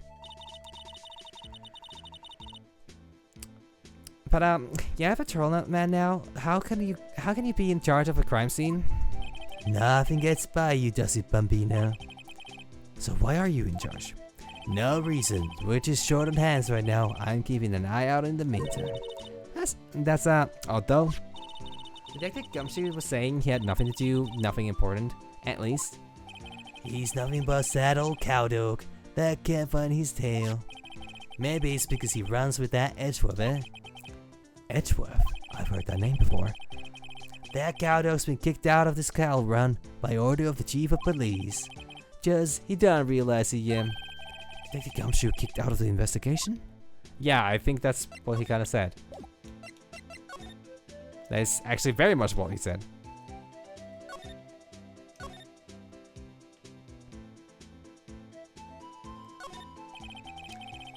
B block is through here. There. That's where visitors park. I can see that landslide car over there, far in the distance. Hey, you're right. I like the cute design on the door. I can see a cartoon cow munching down on some juicy looking steak. What? Cannibalism, but like cows, so cannibalism? Yeah, that's how it goes. Is that strike as a little creepy? Just don't think too deeply about it and you'll be fine. Yeah, I'd rather not think of that. I think they had a whole Simpsons episode about that. It's supposed to be the car where the body was found. It's like the lock on the trunk is busted. The crime took place in the underground parking lot at the prosecutor's office. The body was found in the trunk of my subordinate's car. And quite a luxury car. I just curious I have money to burn. Yeah, prosecutors get the big bucks. Yeah, we know whose car it is now. Miss Rob, is it? Yep, they laid in the outline of the victim's body. Huh. So, wait. The victim must have died when the killers closed the trunk on him. Yes, cannibalism.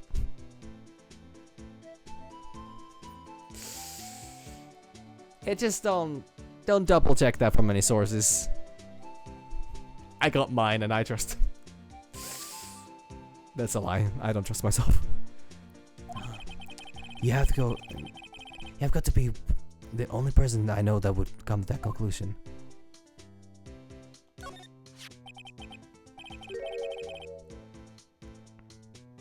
What's this? It looks like a note of some sort. Look, something's like written on it.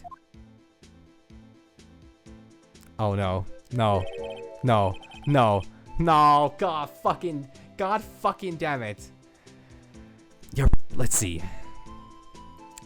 6, 7, S, 12, 2. I part considered doing the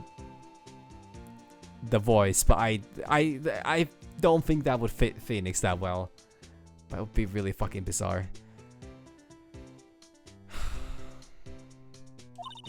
There's a name printed on the paper above that. Good man. Maybe it fell out of his pocket when he was killed. Well, so, what does it mean, Mr. Wright? Yeah, I know it does. How am I supposed to know? Now to self, for deductive reasoning, go to Edgeworth, not for... Holy shit. I'm not sure Edgeworth wouldn't... I'm sure Edgeworth wouldn't know what this means either. Damn, I'm just getting, like... Phoenix is getting roasted left and right. Deservedly. With this memo found in the car trunk. Got it. Wait, 2nd of... Oh, yeah, it's February right now. 12th. Close to Valentine's Day, I guess. Anything else here, actually? This thing, yeah. This looks like a cell phone.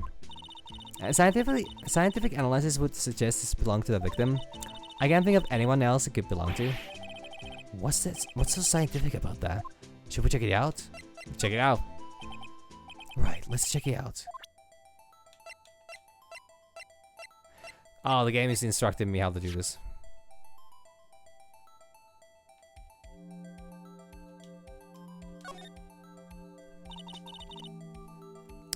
Man, what a boring strap. What's wrong with it? Everyone has different tastes, you know? Here, check out mine. It's a pink princess strap. These are hard to come by, you know. I see the series is as popular as ever with kids. I wouldn't have minded if they had actually shown that. I would like to know how that works. Okay, this part is blue, so it means it must be something important. This phone's still on the redial screen. Redial? Mr. Wright, have you ever operated a cell phone? Most phones keep a record of all the calls that you made and received. You just press the blue button to display the last number you called. God, phones used to be so convenient. And also, do you think Phoenix is kinky to any degree?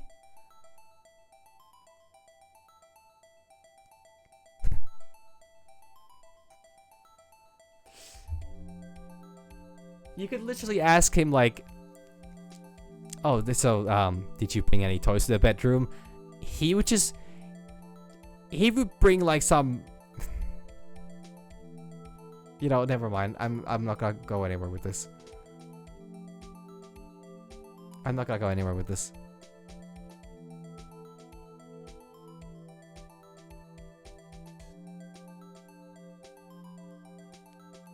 Okay, he would bring his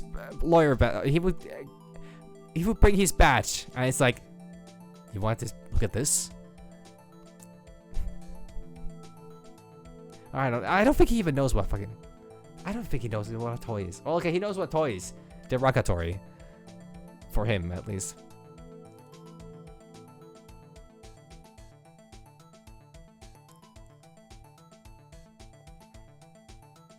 Okay, Edgeworth could be, possibly. I could see that. What button displayed last number you called? Convenient, isn't it? I'm surprised you didn't know about it. Sorry to disappoint you, but even I know about things like redial. I'm sorry. It's just, you never know with people from your generation. Oh, good God. Whatever, let's check this phone out.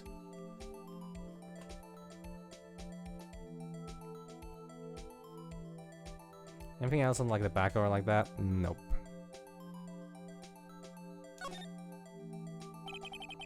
Now, to see who the owner of this phone called last. Note to self, a defense attorney doesn't think first, he just pushes the button. Yeah. Beep.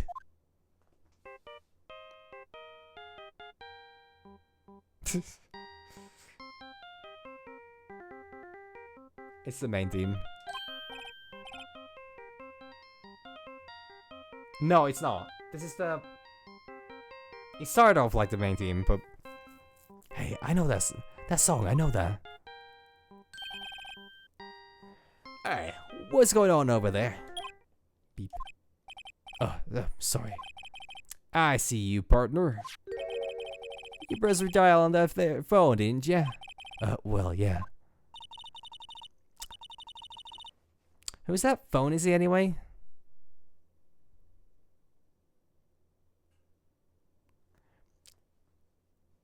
Oh, it's on the ground over there?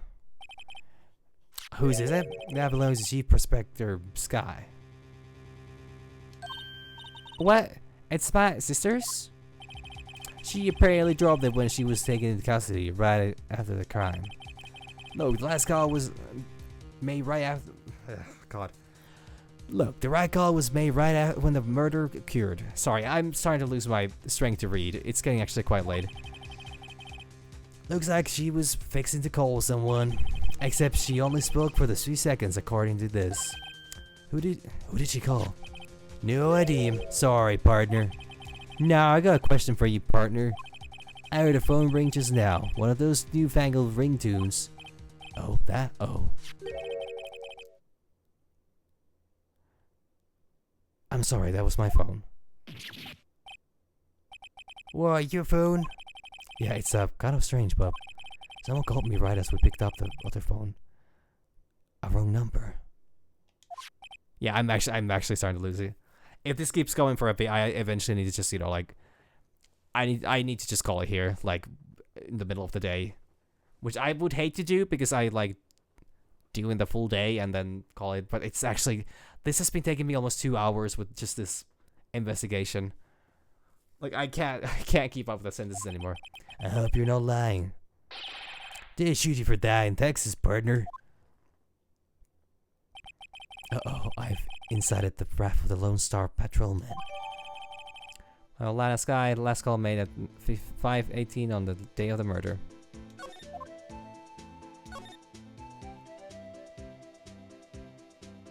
Oh, A. At A block, this area is reserved for prosecutors. Defense attorneys are relegated to B block. I dream of one day when I will be able to park my car here. I'll go over to B Block to buy my hamburgers from you, Mr. Wright. What's that supposed to say? I'm not planning on giving up my job that soon. I am trying to defend her own sister in court, and she's constantly making fun of just how old, dumb, and unsuccessful Phoenix is. Okay, I think that's probably all of it. That's all there is here. Okay, I think it would be safe for me to actually... Okay, ask about Lana Sky still. So, there's no connection between the Goatman and my sister? That's correct, but there's a gold mine of evidence against her. And the prospector tomorrow is none other than Edgeworth himself. I'm afraid your sister's fate is decided, Bambina. Many condolences. Officer Marshall. Officer Marshall? Yeah, Bambina. How can you say that? You and my sister, you were... Is there something between this couple and her sister that I don't know about? I apologize, Bambina. Something must have gotten to me. Maybe it's that dry wind that's blowing through the prospector's office. Dry wind or ill will. Someone's up to something here, but who? Suspicions about Mr. Edgeworth have been flying around for nearly 2 years now. Forged evidence and arranging testimonies, you mean? Forged evidence and arranging testimonies, you mean? It was unbeatable.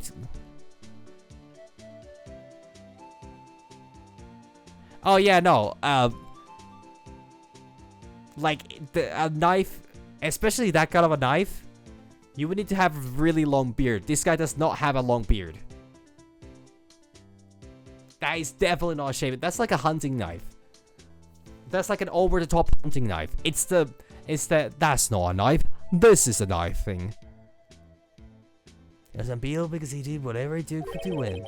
Unbeatable days until he met you. But rumors are just rumors, aren't they?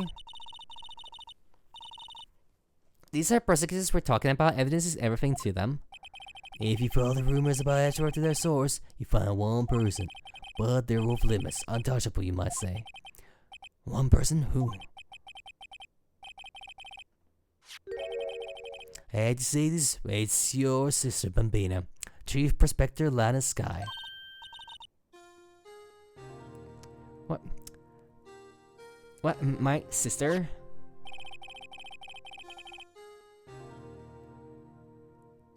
I mean, most likely, yeah. Like, naturally, if he's really good with a knife, he can avoid most of the incidents, but like, there is no reason to use a blade like that. I honestly don't know even how much it would cut. Well, except for the face. Or it has to be really sharp. Even then, really inconvenient. Unconventional, and what the fuck? Really just a show of how cool one is. Edgeworth couldn't rustle all those clouds by himself. Some people load their guns with bullets, some people load them with deals. Wait, you're saying Edgeworth was making deals to win trials? Where there's gunshots, there's bound to be bullets. That's what the old timers see. There's a big old secret hidden around here somewhere, everyone knows it. Is that why Detective Gumshoe was taken off the case? Did they target him because he was close to Edgeworth?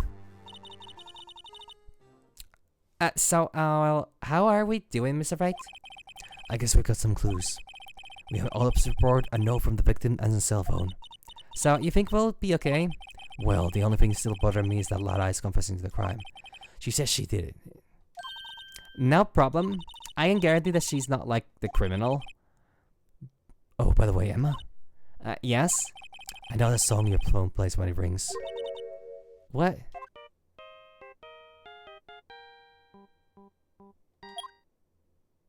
Beep. It is a Steel Samurai. Yeah, I figured I'd recognize that. Because they played that in the Steel Samurai episode. It's the Steel Samurai theme song, isn't it? That Bobo TV show for kids. Eh. The phone that rang earlier wasn't mine. It was yours. At 5:18, just after the murder took place. This is a call to you, didn't she, Emma? I'm like sorry. Can you tell me what you talked about? She hung up right away. I see. Cell phone applied in court record. Property of Light and Sky. Last call made to her sister Emma at 5:18 on the day of the murder. Detective is murdered, and the suspect is on top. Is the top prosecutor in the district. I got a bad feeling about this. Like, maybe I still don't know everything that went on here. To be continued. Okay. That took a fucking while. So I'm gonna try to... Well, I mean, it's good that I went late today because, like I said, I might not be able to stream full stream tomorrow. If my stream cuts off halfway through, then, you know, I'm gonna be very sorry about that. I might forget about that, you know, by the time I start streaming tomorrow, so I'm saying this now. Also as a reminder to myself. February 23rd, 9:34 a.m. District Court, Defendant Lobby, number 2. Okay. But yeah, I need to, I am moderately exhausted. And, I'm gonna go rest. I'm gonna go eat something. But I'm gonna hope to be able to finish this tomorrow. That's my attempt. And if not, then I'll do it on Wednesday. Doesn't matter. Anyways, thank you all. This went long again. And, bye, Z's.